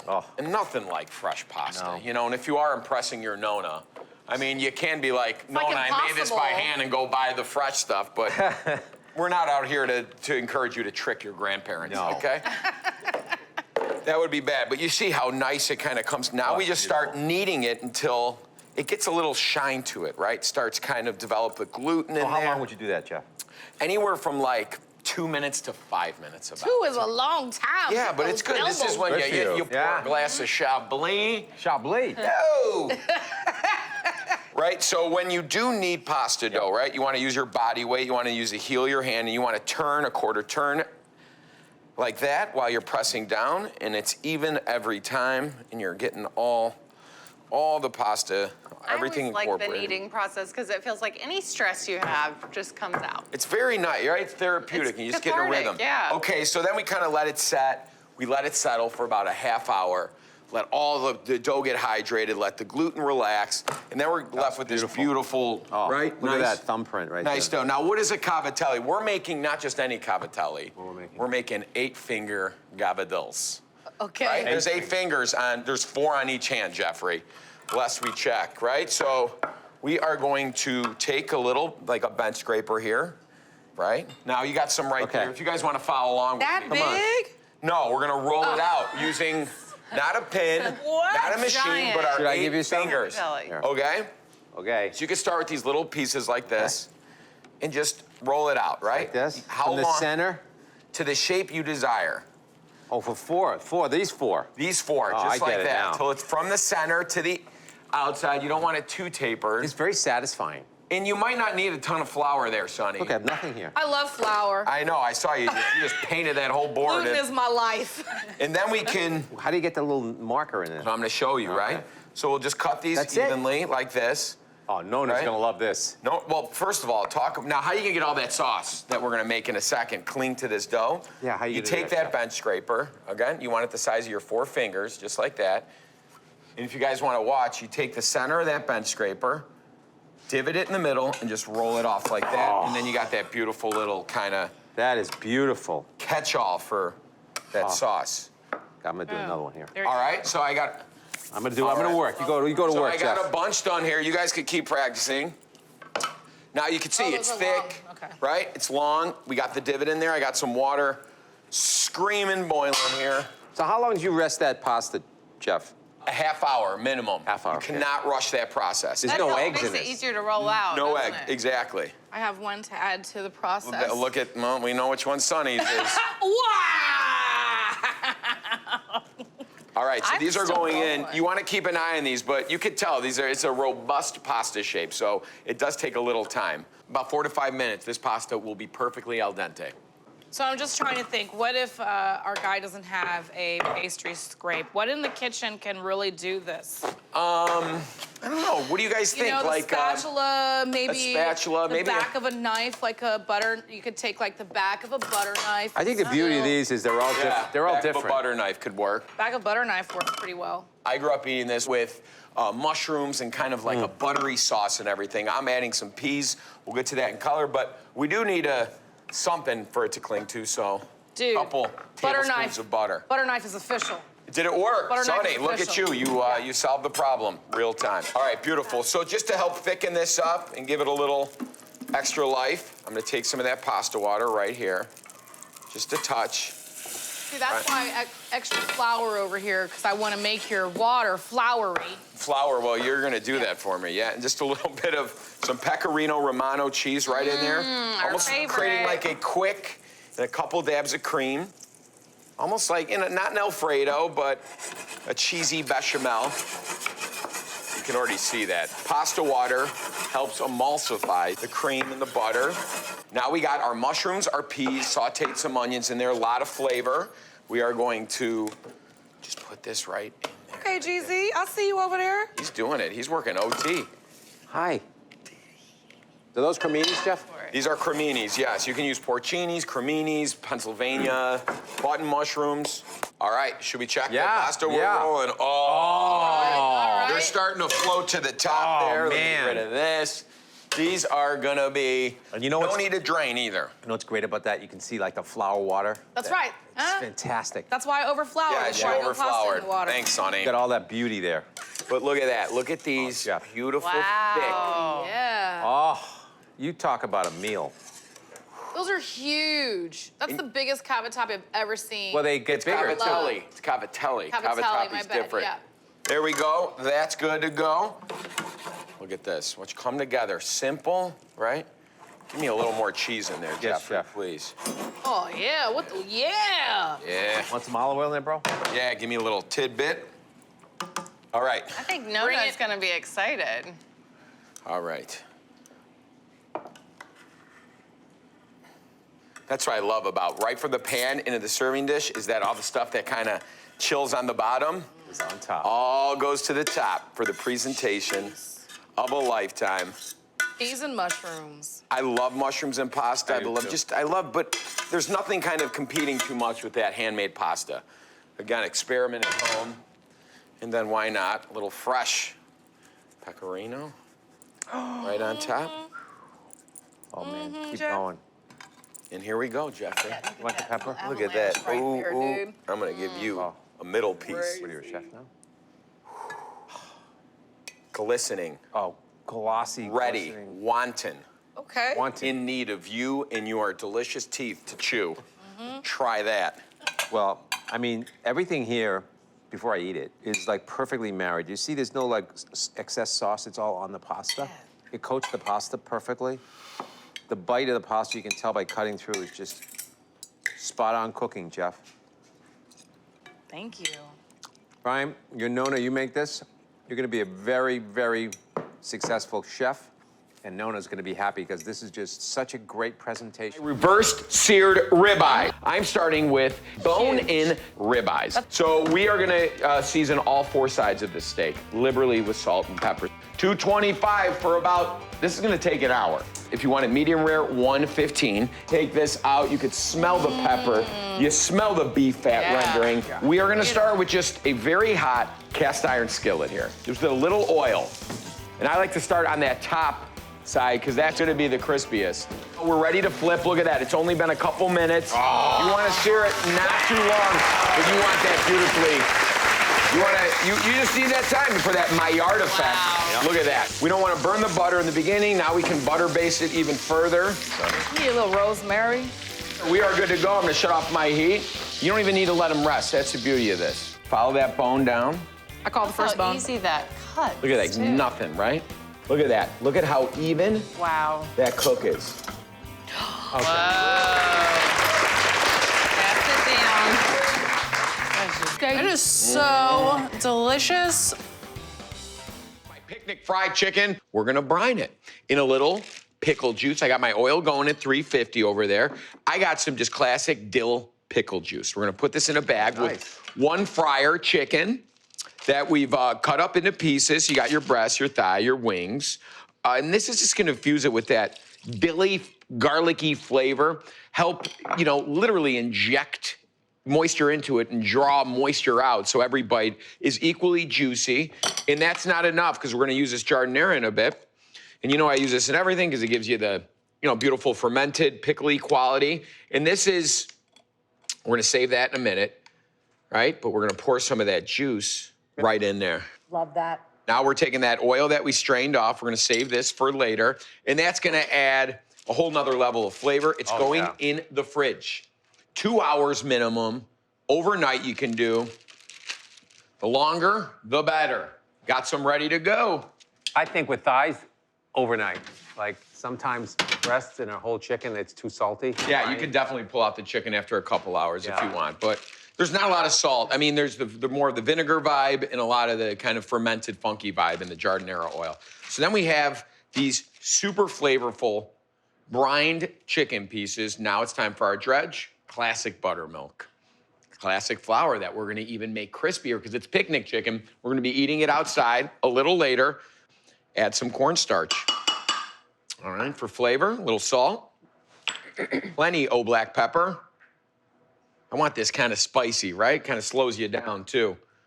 Some paprika, sweet, and of course, a little cayenne. As much as you want. I think you've got a nice insurance policy there by adding the cornstarch to the flour so it travels and keeps better. Exactly. That was my point, Alex, and I'm glad you recognized that. Thank you. So I'm looking at, you gotta have a candy thermometer in there when you're frying at home in a non-electric fryer. And I see it's a little hot, so to bump it down, you add a little oil to bring down the ambient temperature quickly. Otherwise, you just take it off the heat and wait. There you go, I can already see it start to drop. So that'll be perfecto while we bread our chicken.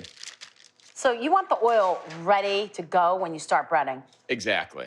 I got my oil going here, 350. We got the candy thermometer. And skin on the chicken? Oh, of course. Is there any other way? Do you like skinless fried chicken? No, I don't. Gotta have the skin on. You gotta have the skin on. I mean, you chew on it a little bit, and that's what I love about these fryers. It's like the perfect size breast, Mixed got that skin emotions in? over here with the chicken skin. You don't like chicken on you're not a big fried chicken fan. I think I'm gonna convert you this time. What's not to like? I don't know, I don't know. Don't Very like- I'm not trying to call you I out. I just prefer think roast it's chicken. I interesting. prefer roast chicken, barbecue chicken, anything, but it's not my favorite type of. Wow, I wish that I felt that way. You deep fry just about anything and I like it. I'm with you, Katie. How about mozzarella sticks? Come on, bro. You like a deep fried mozzarella stick. Cheese stick? When I'm with you, I do. Yeah, I know. Sorry, Jeff, it's a burrata stick we're doing. I'm sorry, of course. So I am doing the breast first because they're the largest of the cuts in here. You double dip? No, I do not double dip. Not for this application. Dr. Brush. And you could always take some of these for these first couple ones and sprinkle some of that buttermilk in there like we like to do to create even more of those bits that get super crispy on there. I'm gonna bread these side by side first and then shake off the excess, plenty. You don't wanna kind of mucking up the fry oil there. It's going right in, gently, very gently. There she goes. Down. We'll get this other one going. I'm pulling out a leg here. Picnic And you can chicken. tell it is nicely, beautifully golden brown. I got a breast in here ready to go. Gorgeous. I mean, that is what we're looking for, that golden brown color. It's so hot right now. 160, golden brown, perfectly cooked in the inside that you need to let this rest, even if you're gonna eat it hot, Yeah. We'll let this guy go another minute or, oh no, I think that's perfect. I'm gonna take that out, shut her down. And there you have it. The fried chicken portion is now finito, and now we can get to that honey giardiniera butter. I mean, Jeff, I think we need to take a moment and say how perfect that breading looks. It is so crispy. Right? And we got these little guys poking out everywhere. The thing that everybody grabs when you walk by, you know, a nice big pile of fried chicken. Get a little. Let me get a little taste there. And you deserve it. Are we allowed to go ahead and have a little You can taste? have it. I have some on there, and you can feel free. I know, Jeffrey, you're a little confused by the honey butter. I am. It's very popular. A lot of Southern preparations of fried chicken. You dunk it in a little extra rich butter. If you're gonna go the distance. This is just crunchy on the outside. Very excellent. And also the flavor, the marinade's so important. Yeah. It's like a water bath inside of moisture. It's a crowd pleaser, my ultimate no-bake chocolate peanut butter pie. Starting with the filling. But this is another little cheat, and I'm not ashamed to admit it. Yeah. We already got the pie crust there. Oh, yeah. So we didn't have to ground up anything or bake off anything or blind bake anything. Store-bought graham cracker pie crust. Okay. Would be any easier. Let's start with the filling, okay? Here I already whipped up some cream, just heavy whipping cream, nice cold bowl to stiff peaks with some confectioner sugar and a little bit of vanilla. We'll get to that in a second. In here, some room temp cream cheese. Yes. Room temp, you can't rush that. Some creamy peanut butter. I tried this with the chunky, it doesn't work. You need the creamy stuff, okay? This gives you a plenty of sugar and sweetened too. Plus we kind of alter, there's about 3/4 of a cup of confectioner sugar in the whipped cream too. So this will be sweet enough. And a little more vanilla, and we're gonna beat this on medium for about 2 to 3 minutes. We wanna incorporate a lot of air into this. So it's a nice airy. We're going to sing a song. So we're gonna whip this beautifully, right? It's gonna go. Let's talk about our peanut butter sauce, which we got right here. Very easy to do, stuff you have in your pantry. Obviously peanut butter, sweetened condensed milk, a little vanilla, and a little water. Just judging on how thick the peanut butter is, you might need to thin it out. All right, this is looking good. Now we wanna incorporate the whipped cream into that carefully. Let's move this. Got that going. And then I got this here. I don't think anybody wants this. So I'm gonna put Are this- you done with it? I'll take You it. sure? Okay, Yeah. scrape it back. Yeah, I was gonna put it in the. No, man. Hey, Okay. Oh, there you go. Pass it down. Pass it, If Jeffrey puts the whole paddle in his mouth, I swear.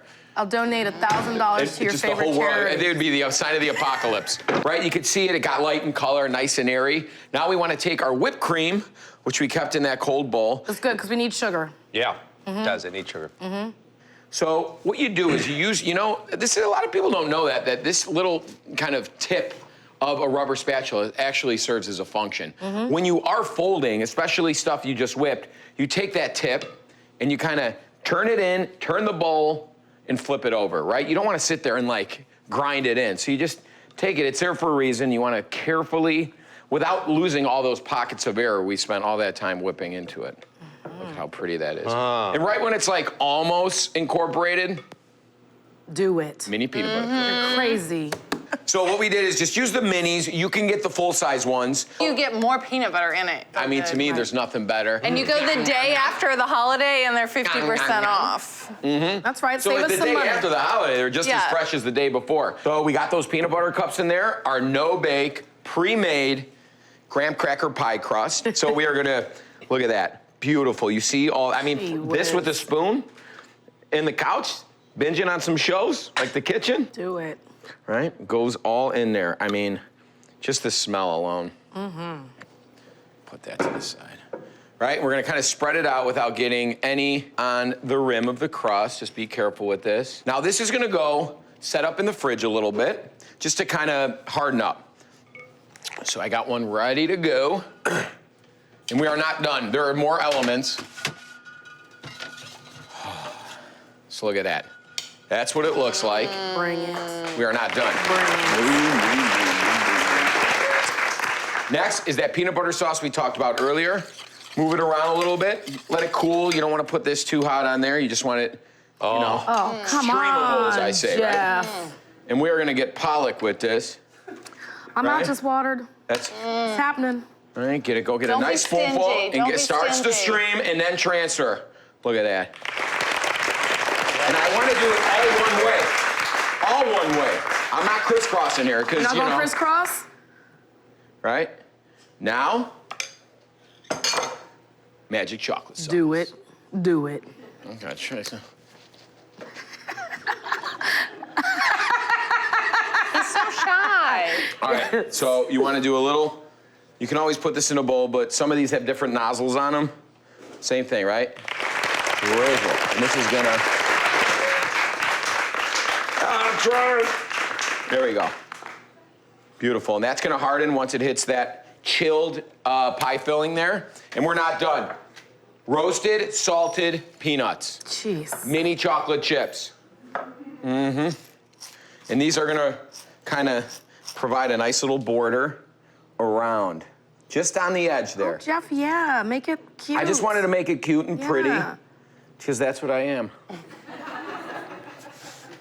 Things never I said to think Jeff, Jeff- you're pretty cute and pretty. Cute and pretty. I just get, you look a lot younger and thinner in person. That's right. We all look We all fatter do. on TV. And there it is, perfect for a weekend dessert, a treat. Congratulate ourselves on such a job well done. It looks good, Jeff. All right, hot water knife. Oh boy, oh boy. Listen to that. I mean, I love a no-bake pie. I really do. You know what I'm saying? No need to heat up the kitchen. You can even like feasibly put this in the freezer, right? Yeah. Bring it wherever you're going. It's perfect. All right, I'm giving it to you, Jeffrey. Because I know how much you love that pie, that sweet, sweet peanut butter pie. Oh, look at that.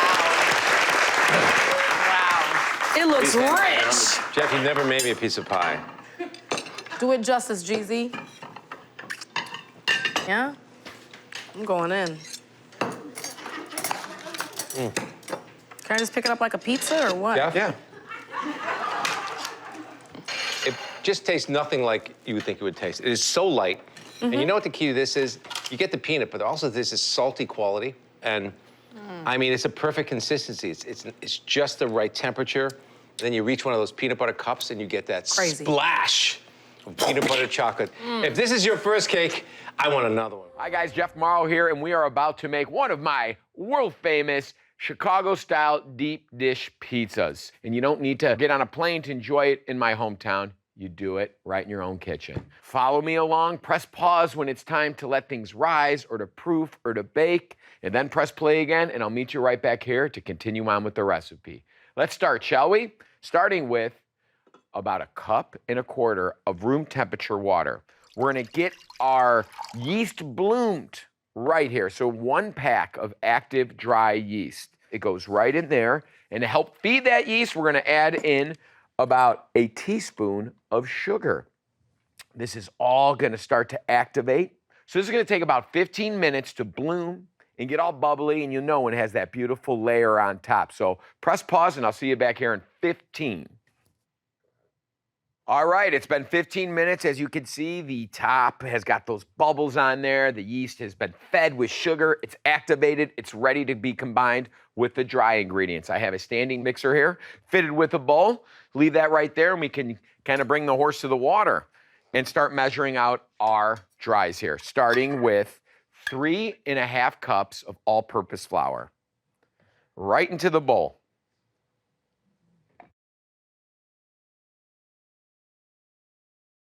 So 3 cups of the flour plus 1/2 cup.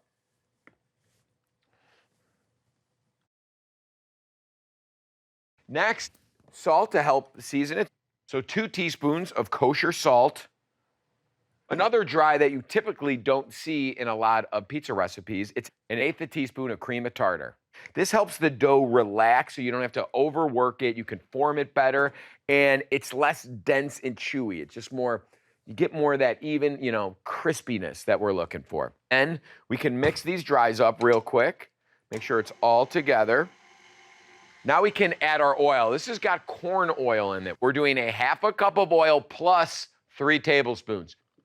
And as always, when you're measuring liquid in a measuring cup, don't hold it in your hand, right? Because you're rocking about, right? Probably listening to tunes, moving the whole time while you're cooking, just getting in the vibe, right? And if I do that while measuring, it's sloshing around. You're not gonna get true measuring, see? Put it down, relax the body, take a deep breath, and get it to exactly 1/2 cup. without the movement. Plus what? That's right, 3 tablespoons. You guys are listening at home. You could pour this right in the liquids here. Now, I know a lot of the East Coasters, West Coasters are like, this is not real pizza. This is a casserole in a round dish with cheese. It's a cabinet. I guarantee you, you make this, you come to Chicago, you sit down in a proper pizzeria, and you have this, nobody's gonna have anything bad to say about it because it's delicious pizza. This is like the true OG Chicago-style deep dish.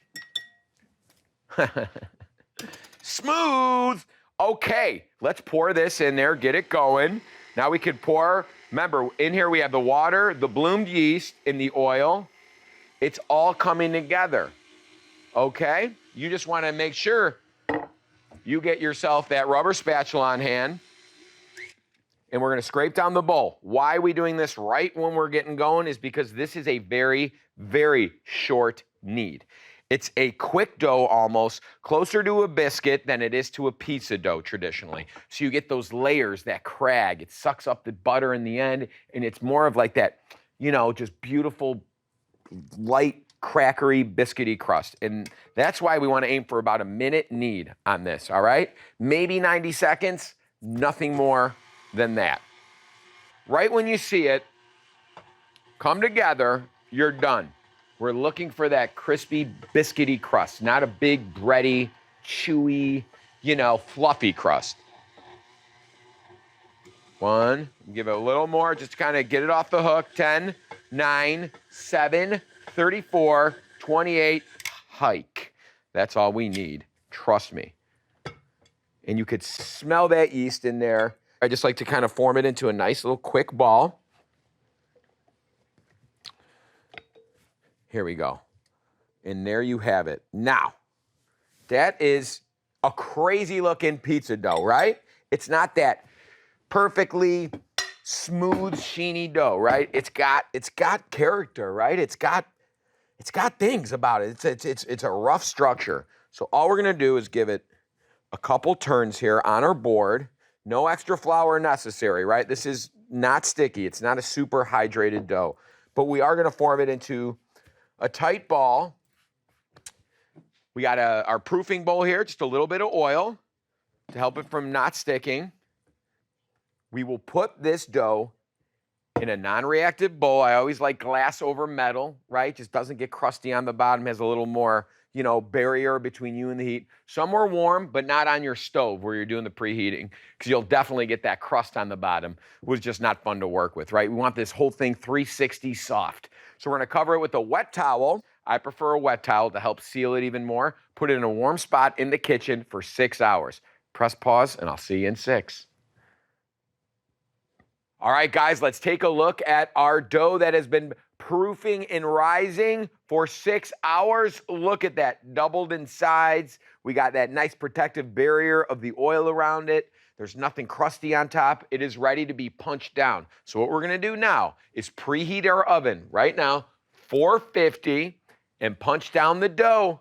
And when we come back in 15 minutes, we're gonna build a pizza. So 1, 2, pause. Hey guys, welcome back. That was a tremendous 15 minutes I just spent with myself reflecting on how my day's going so far. And guess what? It's going great because our dough post-punching has had a chance to kind of just bubble up just a little bit. Now it's nice and flat and ready to be built into a true Chicago-style deep dish pizza.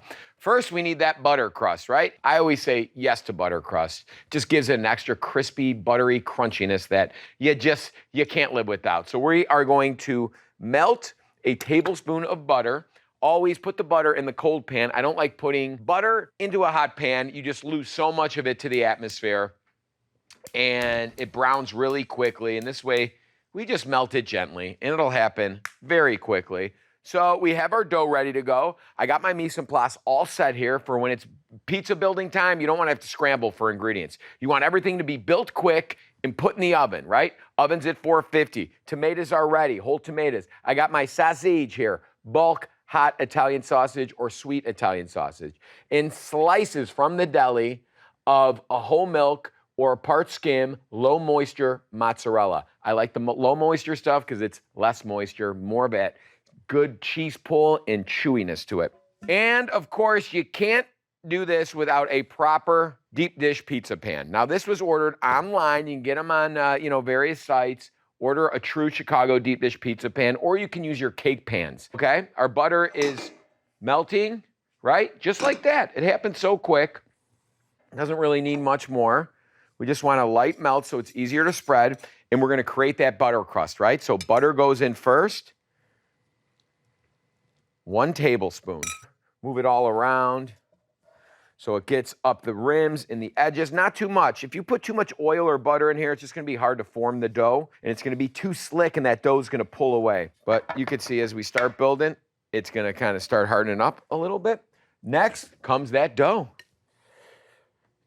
Right, I do it the dry side down, right into that pan. Now we can start forming it, right? I'm looking at the size of this pan. It needs a little dough removed that we will turn into garlic knots. So I'm removing about 1/4 of the dough, anywhere up to, half the dough, depending on your size pan here. But this feels right to me just by touching the bottom. Okay, so we're gonna get started, right? And this is kind of the Chicago way here, right? Once you have that perfect even base, right? I could feel it with my hands. I could feel it's even. There's no huge clumps of dough anywhere in there. Now let's start making that rim, right? That magical crust we love. Just by going around and pressing it fairly tight with your fingers and your knuckles there to create this kind of 90-degree ledge, right?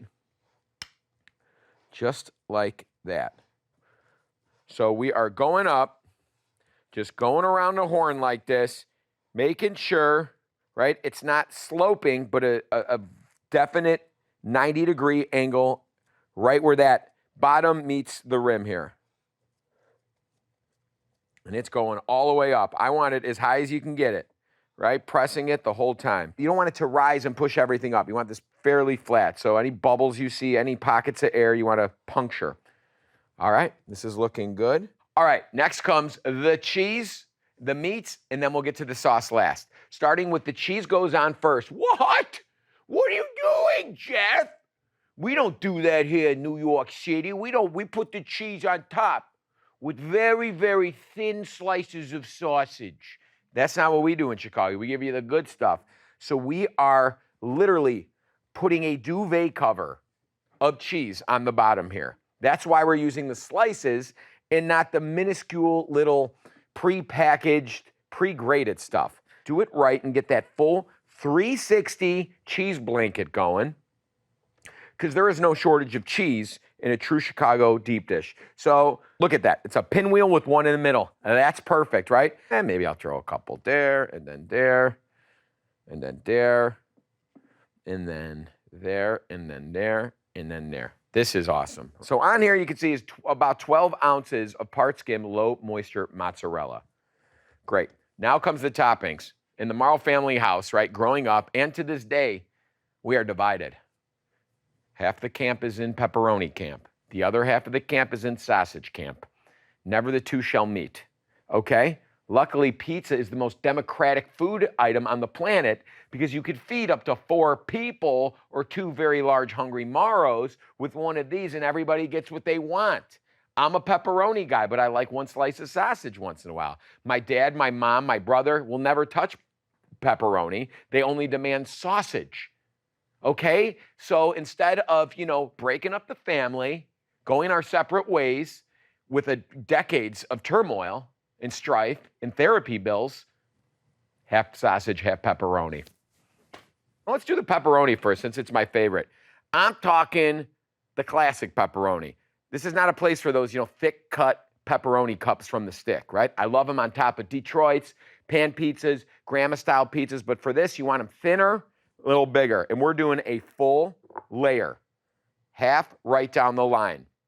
This is the pizza DMZ right here. Okay? This is gonna be that brackish water that makes the people who like both things happy.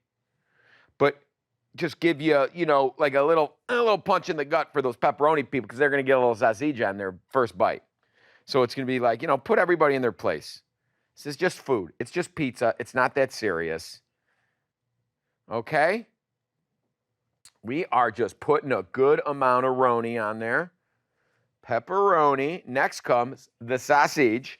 Now, on this style of pizza, whether you're going to Malnati's, Uno, Due's, Pequod's, Paisanos, Salerno's, any of these places with vowels on the end of their name that serve pizza, it'd be one whole thin sheet of sausage on there. So there's no sausage nuggets. It's literally a sheet of sausage. So get some good Italian sausage, bulk. You could take it out of the casing if you can't find it bulk. This just makes your job a lot easier. So not too thick, right? A nice thin, using our hands again, right? Thin layer of that sausage.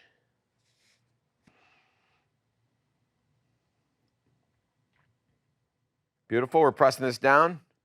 Okay, do you see what we're doing here, guys? Thin, pressed down layer of sausage. Now let's keep this clean by wearing gloves. Avoid the hand wash. Obviously, take your gloves off when you're done. Discard them. Now we can get to the sauce. Very excited about this because this is, you know what, I'm gonna grab some more gloves here because I'm a little sensitive once in a while to tomato juice, believe it or not. So I am gonna hand crush a whole can of whole San Marzano tomatoes. There's no pizza sauce on this, right? It's not seasoned with garlic, with dried Italian seasoning, with oregano, salt, nothing. It's just the pure best canned tomato in the world, crushed by hand, put directly on top of that. You do want some chunkiness to it. Just gives it some character, if you will. That's why we're using our hand here. Look at this. This is so nice. All right, I'm feeling good about this. Now I like to kind of use my fingers, almost like a strainer or a sieve, because again, you don't want too much of that liquid in there. You just want like that, the meat of that tomato, right? And it's going right on, right, with our hands. So you can take good amount. Now, depending on what kind of canned tomatoes you're using, they could be a little more liquidy. So you want to keep an eye on this, right? Get it to the rim like that. Get that. Full 360 San Marzano goodness. Holy smokes. Holy smokes. All that dough is hitting on the bottom is pure heat and metal. So you're gonna get that bottom buttery, crackery crust. It's very well balanced. It's ready to go. One more thing to add to this, just a quick little dusting of Parm. I think Pecorino Romano is a little strong for this, so this is when you get the good grated Parmigiano Reggiano on top. In the oven, we are gonna bake this 25 minutes at 450 until it is golden brown. Aim for the lower rack opposed to the higher rack, but keep an eye on it. You may need to rotate it. Into the oven, it shall go. Press pause, and I'll see you in a couple. All right, guys, welcome back. Well, it smells like a legitimate pizzeria in here. My favorite smell on the planet. It's time for this baby to get taken out of that oven.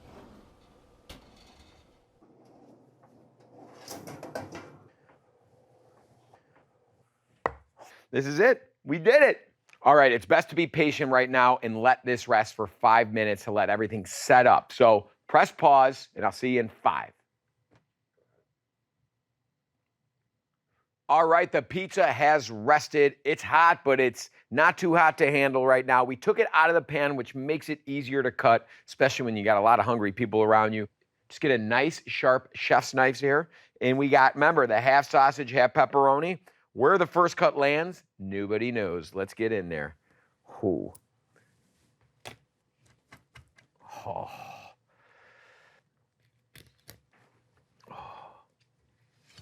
All right, let's get our plate ready. I usually wear a pizza bib, but I left it at home, so a napkin will do. Let's see what we got. I'm hoping for pepperoni. Yes, pepperoni. No sausage remnants on there whatsoever. But you could see the layers already, how thin that bottom layer is, how many, like tight air pockets, the shelf of this crust where it meets the bottom crust, right? And this is all like a snack right here. This is like the appetizer. I eat a lot of times slices of deep dish backwards. It's crazy, I know. But now, since we are civilized, we are gonna knife and fork this.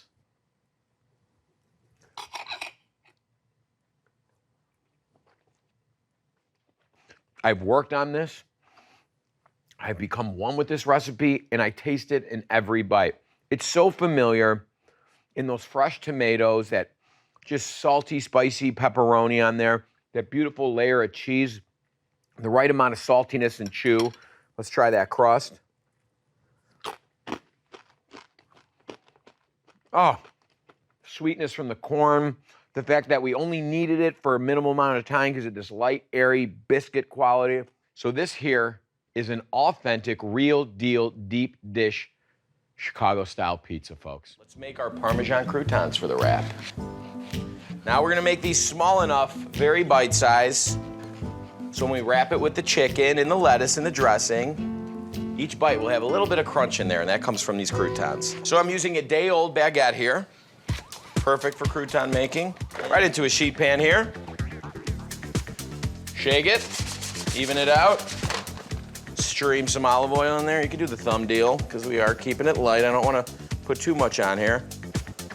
Some grated Parmesan cheese, making it rain, like a Tuscan sun shower. Salt and pepper, to taste, just a little bit. All right, these go in the oven at 375 for about 15 minutes till they're golden brown. So these are gonna go great in our chicken Caesar wrap, which I have my chicken right here. It has been marinating all night in olive oil, lemon juice, lemon zest, and just garlic, keeping it healthy and lean. We got my grill pan nice and hot. Want to develop some color on that, but make sure it cooks all the way through.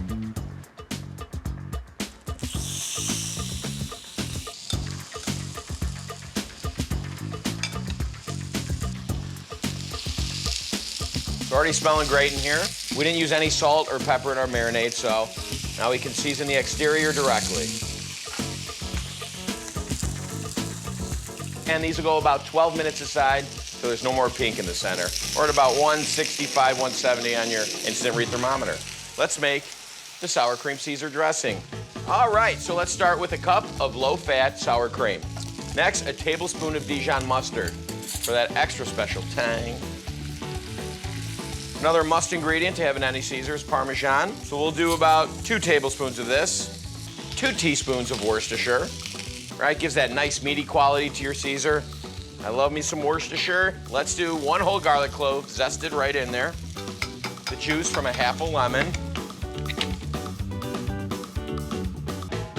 All right, did you hear that? It's starting to change noise. That means it's time to do fancy turns. And there we go.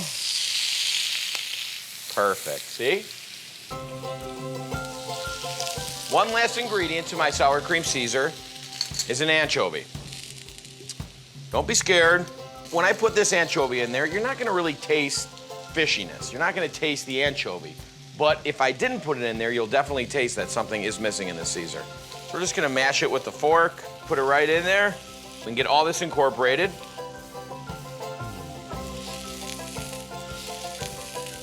Now that's perfect. That's what I'm talking about, see? Still dripping juice, we weren't prodding it. Now we can flip it. Oh yeah. All right, our grilled chicken has a chance to rest. Slice it nice and thin. Look at that, perfectly cooked, juicy. Very good. Oh man, smoky, lemony, little garlicky. Let's use romaine, it's the obvious choice for any good Caesar. We cut ours a little smaller here, bite-sized pieces. Some quartered cherry tomatoes. Don't forget our croutons. And of course, our homemade sour cream Caesar. Nice and light, but very, very flavorful. Now, Caesar salad is like the one wrap I like to combine all the ingredients first and then put it in the wrap just to make sure every crouton, every piece of chicken, every tomato, every little shred of lettuce has a bit of love from that sour cream Caesar on it. I like the element of fresh, sun-dried tomato tortillas combined with the Caesar, plus the beautiful color. It's like a full moon, and I'm changing into a werewolf. There we go. Now we can take our tossed salad, put it right in the middle, make sure we get some croutons, some tomatoes, evenly spread across. Don't overstuff this, and if this is your first time doing a wrap, start small, all right? Get the mechanics of wrapping a sandwich. Sides go in first. Then we do the double thumb turnover toppage method. Now this is the tricky part. You wanna keep it tight, and then with your little pinky fingers, kind of get those in there, you see? Tightly roll, and leave right there. That's a wrap. There's nothing heavy in it. The chicken's very tender, and I taste the lemon and the Parmesan, even that little bit of anchovy in our sour cream Caesar. My sub has sweet Italian sausage, roasted peppers, fresh mozzarella, and my homemade giardiniera. Start with a red bell pepper and then a green bell pepper. A little spectrum of color. Traditionally, it's just made with green bell peppers. Let's add a little burst of happiness in there. Slice that top off. Slice the bottom off. Then that clean edge right there, and then you have that, you see? Now we wanna cut larger strips because we're gonna roast them pretty long. We're gonna cut this red bell pepper exactly the same as we did the green. All right, these are good to go in the pan. So we want a lot of oil on there because that'll help juicing up that sausage. Salt, season it well. Some pepper, pepper on the peppers. And for some garlic flavor in there, some granulated garlic. Sprinkle it on, just mix it up a little bit. Get it all evenly coated in our seasoning. Seasoning's on point, ready to go in the oven. Give it a little shake, even it out. Always a spin, if necessary. Sometimes it's not. Sometimes I'm fancy. Into the oven, about 350. Let those peppers go for about 25 minutes till they soften up onto the sausage. Right from the butcher, pink, beautiful, filled with garlic, fennel. Hi, you ready to play? I'm ready to play. My grill pan is piping hot here. It's time to put the sausages. Oh, there it is. Hear that little sizzle? Now, I know what you're asking. You're like saying, hey, Sandwich King Jeff, how are you gonna cook this, not in a grill, and mimic the covering? Well, there's only one way to do that properly, and that's diner style. 2 metal bowls. So you get a nice, even cook through. We don't want these pink, we want these charred and cooked through. All right, that smell in the air is so familiar. It's sausage and peppers, and look, yay! Look at all the juices from the peppers are mingling with that olive oil. So what we wanna do is preserve all that. The longer you keep it on here, the more it'll cook, and the more of that moisture you'll lose. So right into a glass bowl. Look at that little tender waterfall of flavor. Let's check our sausages. It smells great, right? Look at that. That could have been done on an outdoor grill. Still sizzling a little, shut off my heat. We're gonna take those juicy peppers and a brush and paint the inside of these buns with that sweet pepper oil. Look at that. It's garlicky, it's salty, it's a little sweet. It's gonna help toast up that bread nice, especially when you paint that top. It's finally time to assemble my amazing sausage and pepper heroes. And I'm topping them off with my homemade spicy giardiniera. Let's put a cheesy roof on this delicious sausage and pepper sandwich. And of course, we're gonna use our fresh mozzarella right on top there. Not too much, not too little. Just enough to give it some zing. So into the oven for a couple minutes, add a broil and keep an eye on it, right? We don't want the bread to burn before the cheese melts. And our bread's not gonna over toast or burn because we took the time to brush it with that sweet pepper oil. Remember that? So it enriches it and creates a nice buttery, crunchy bite down. All right, check one more time. Jackpot. Look at that, fantastic. You can tell how melty that's gonna be. I think I'm going to cut it just to see what the inside looks like. And there it is. That stringy fresh mozzarella we made, the Conte di Savoia. I'm going in deep. My gourmet mac and cheese. Okay. I'm using pancetta, and we rendered out all that fat here. Reserve a tablespoon of that beautiful rendered fat in there. We are gonna add 4 tablespoons of butter and make a roux here. What? And then we're gonna add flour and whisk this. Just a couple cloves of garlic grated on a rasp and some Dijon mustard. Then we got some whole milk. All right, so we're gonna bring this to a simmer. A little hot sauce in here. We got a little bit of blue cheese, some grated fontina, some Gruyere and Havarti, holding this in till it melts. So now we got a big bowl, super al dente cavatappi pasta. Right. So now we're gonna mix this up, a little bit of pepper, and put it back into our brazier. And then we are gonna top it with that pancetta, which we just kind of let drain. So it's going in the oven at 350 for about 10 minutes, right? Just it all comes together. Look at this, look at this, look at this. My crispy tortilla pizza and saving salad, okay? Pizza and salad. Who doesn't love a good I love salad? salad. Katie, I need you to kind of chop that iceberg, right? Which I think is I love iceberg. it is like the most underrated vegetable in the vegetable kingdom. I love iceberg lettuce. Yeah. And Katie told me a little tidbit here about. Everybody so- thinks that there's no health value in iceberg lettuce. I had to investigate because I like it so much. It actually has vitamin K. What is that? No idea. Which is hard to find, apparently. And it has lecithin, which helps fight cellulite. I think it's 93% water so from what they juicy. say. I just want the crunch. I love the crunch. Great with the creamy dressing. So we got some blue cheese dressings. We got some tomatoes. So just throw all that in there. I'll get to that in a second. But let's start with this tortilla. Store-bought, very inexpensive and affordable. Flour tortilla. I put a little olive oil in a non-stick skillet. You can use over corn. about. You can use corn oil, Gluten-free. whatever. But I've used a very, very little amount. But what this is going to do is start frying this, right? To create that crispy bottom, like almost tavern-style pizza crust that I love. Oh, boy. Next comes our tomatoes. Thinly sliced beefsteak tomatoes. We're gonna put a couple of those, and we're gonna build this in the hot pan. I got my wanna know broiler something, going. Jeff. This is not only cheap, but it's quick. Is this Yes. like a slender Chicago-style pizza in the pan? Well, no, this is like a tavern-style Chicago crust, thin crust people. The pizza that real Chicagoans eat. We eat the deep dish stuff once a year. I want to know Good to something. know. Is this one pizza for 4 people? No, this recipe actually makes 4 pizzas. Oh, that's So this is Okay, just okay. for me. Beautiful. You guys can all go have a granola bar All right, in the I back. feel better now because right, I me need that too. whole pizza to myself. So I just added some caramelized onions. We did them low and slow on the stovetop, right? We just don't disturb them, don't stir them too much, don't salt them, let those sugars develop. Next come the cheese. What kind of cheese? We got whole milk mozzarella from the block, Oh, which I is like more that. affordable, that we grated ourselves. No anti-caking agents, and we're going to the edge. Oh, you're doing a so little all Chicago. that cheese drips down and creates even more pleasurable, crispy, lacy, crackery cheese crust. That's the best bite. I love that.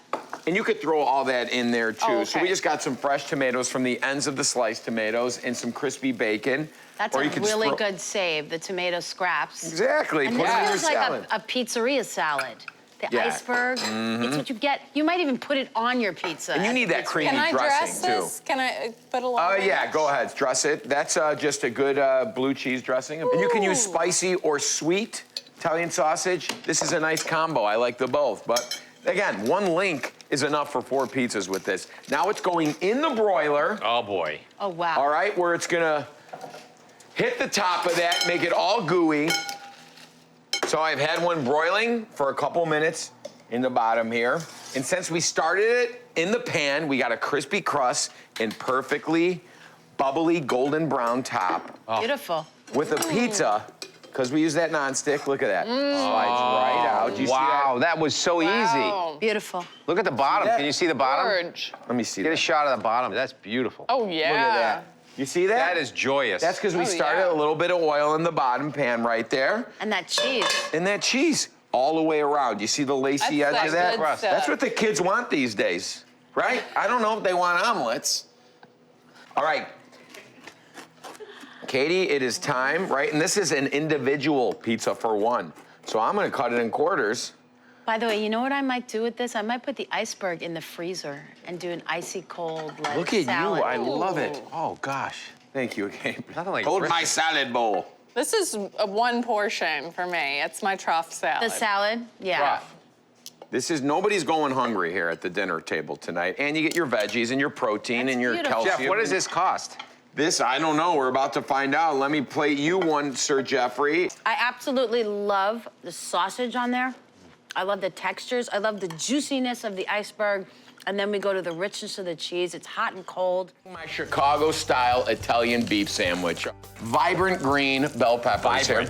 Nice at about, like, I don't know, like inch-long strips. Okay. Ton of oil, little granulated garlic, salt and pepper in a pan, into the oven. We're gonna let them roast. Now we got that chuck roast, right? Salt and pepper. I got a Dutch oven here. We're gonna add a little oil, and right in there it goes. And you're gonna hear that sound.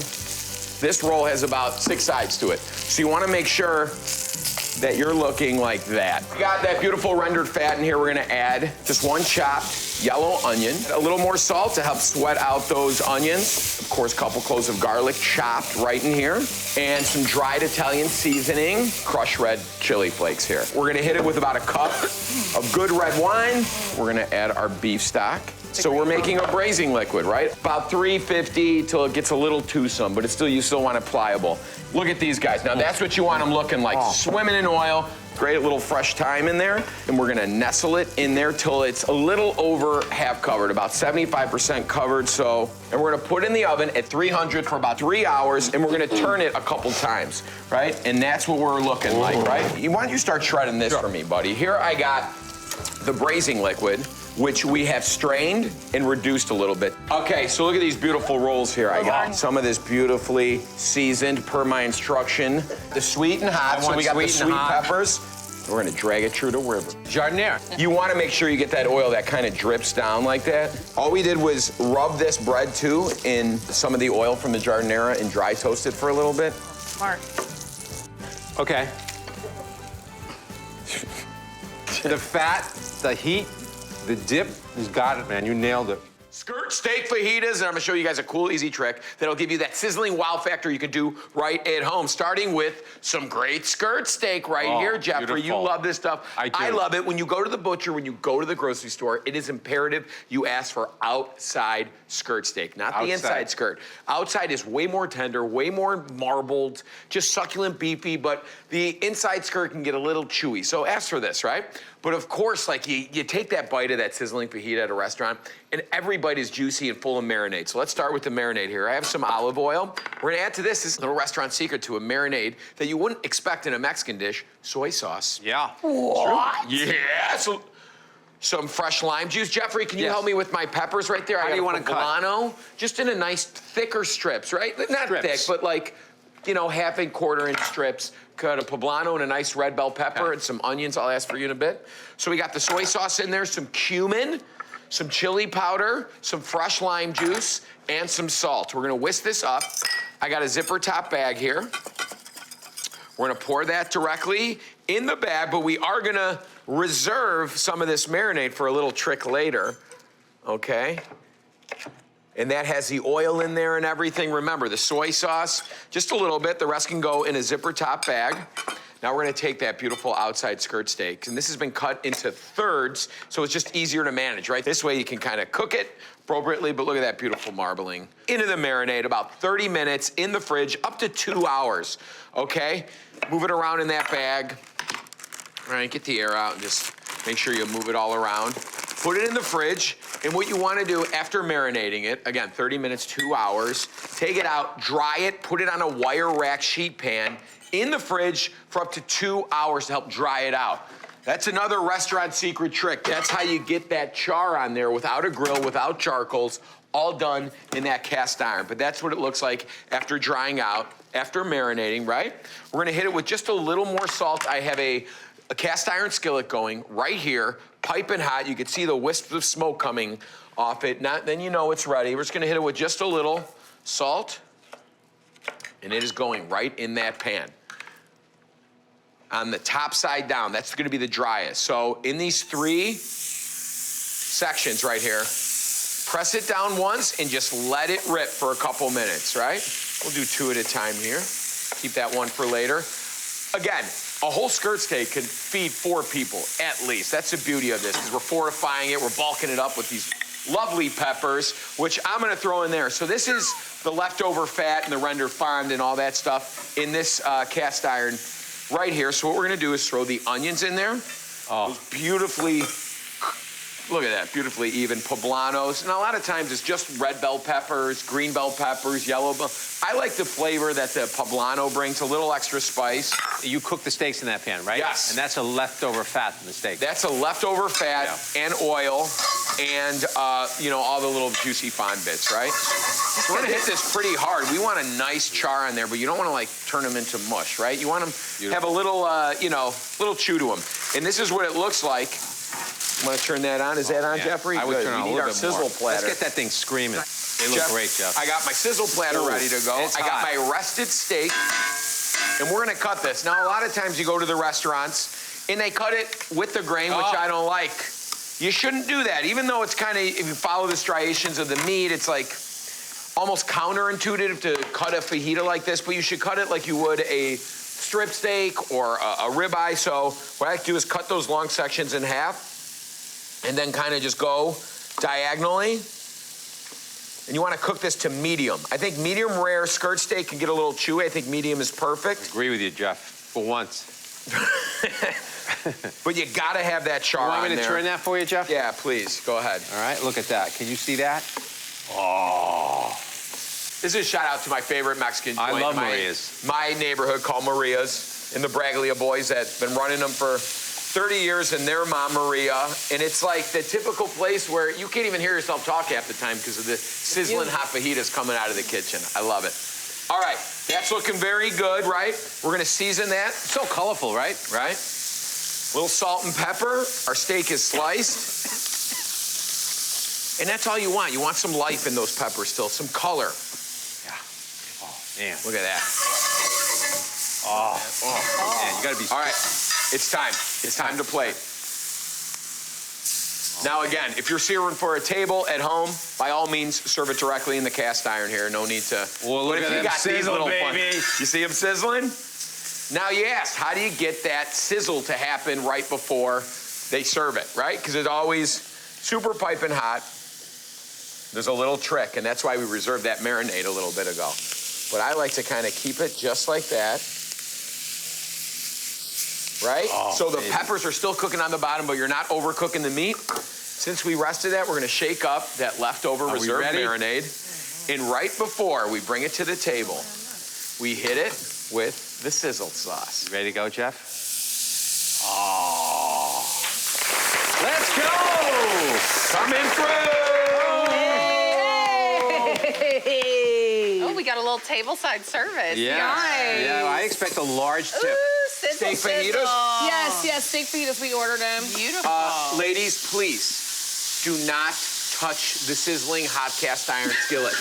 It is Don't very say. warm. I love the process of building the Okay. fajita when you get it. Yep. Hit All me right, with some but- jalapenos. Yes, of course. Bon appetit. You gotta have the, either whole or sliced pickled jalapenos and carrots and onions. How was that? Can I reach over? Tastes exactly like any Tex-Mex style restaurant. Well, here we go. You cut it right. So when you bite into it, you get what you bit off. Do you know what I'm saying? Yep. Not the entire strip of the fajita. I know my friends in San Antonio would tear this right up.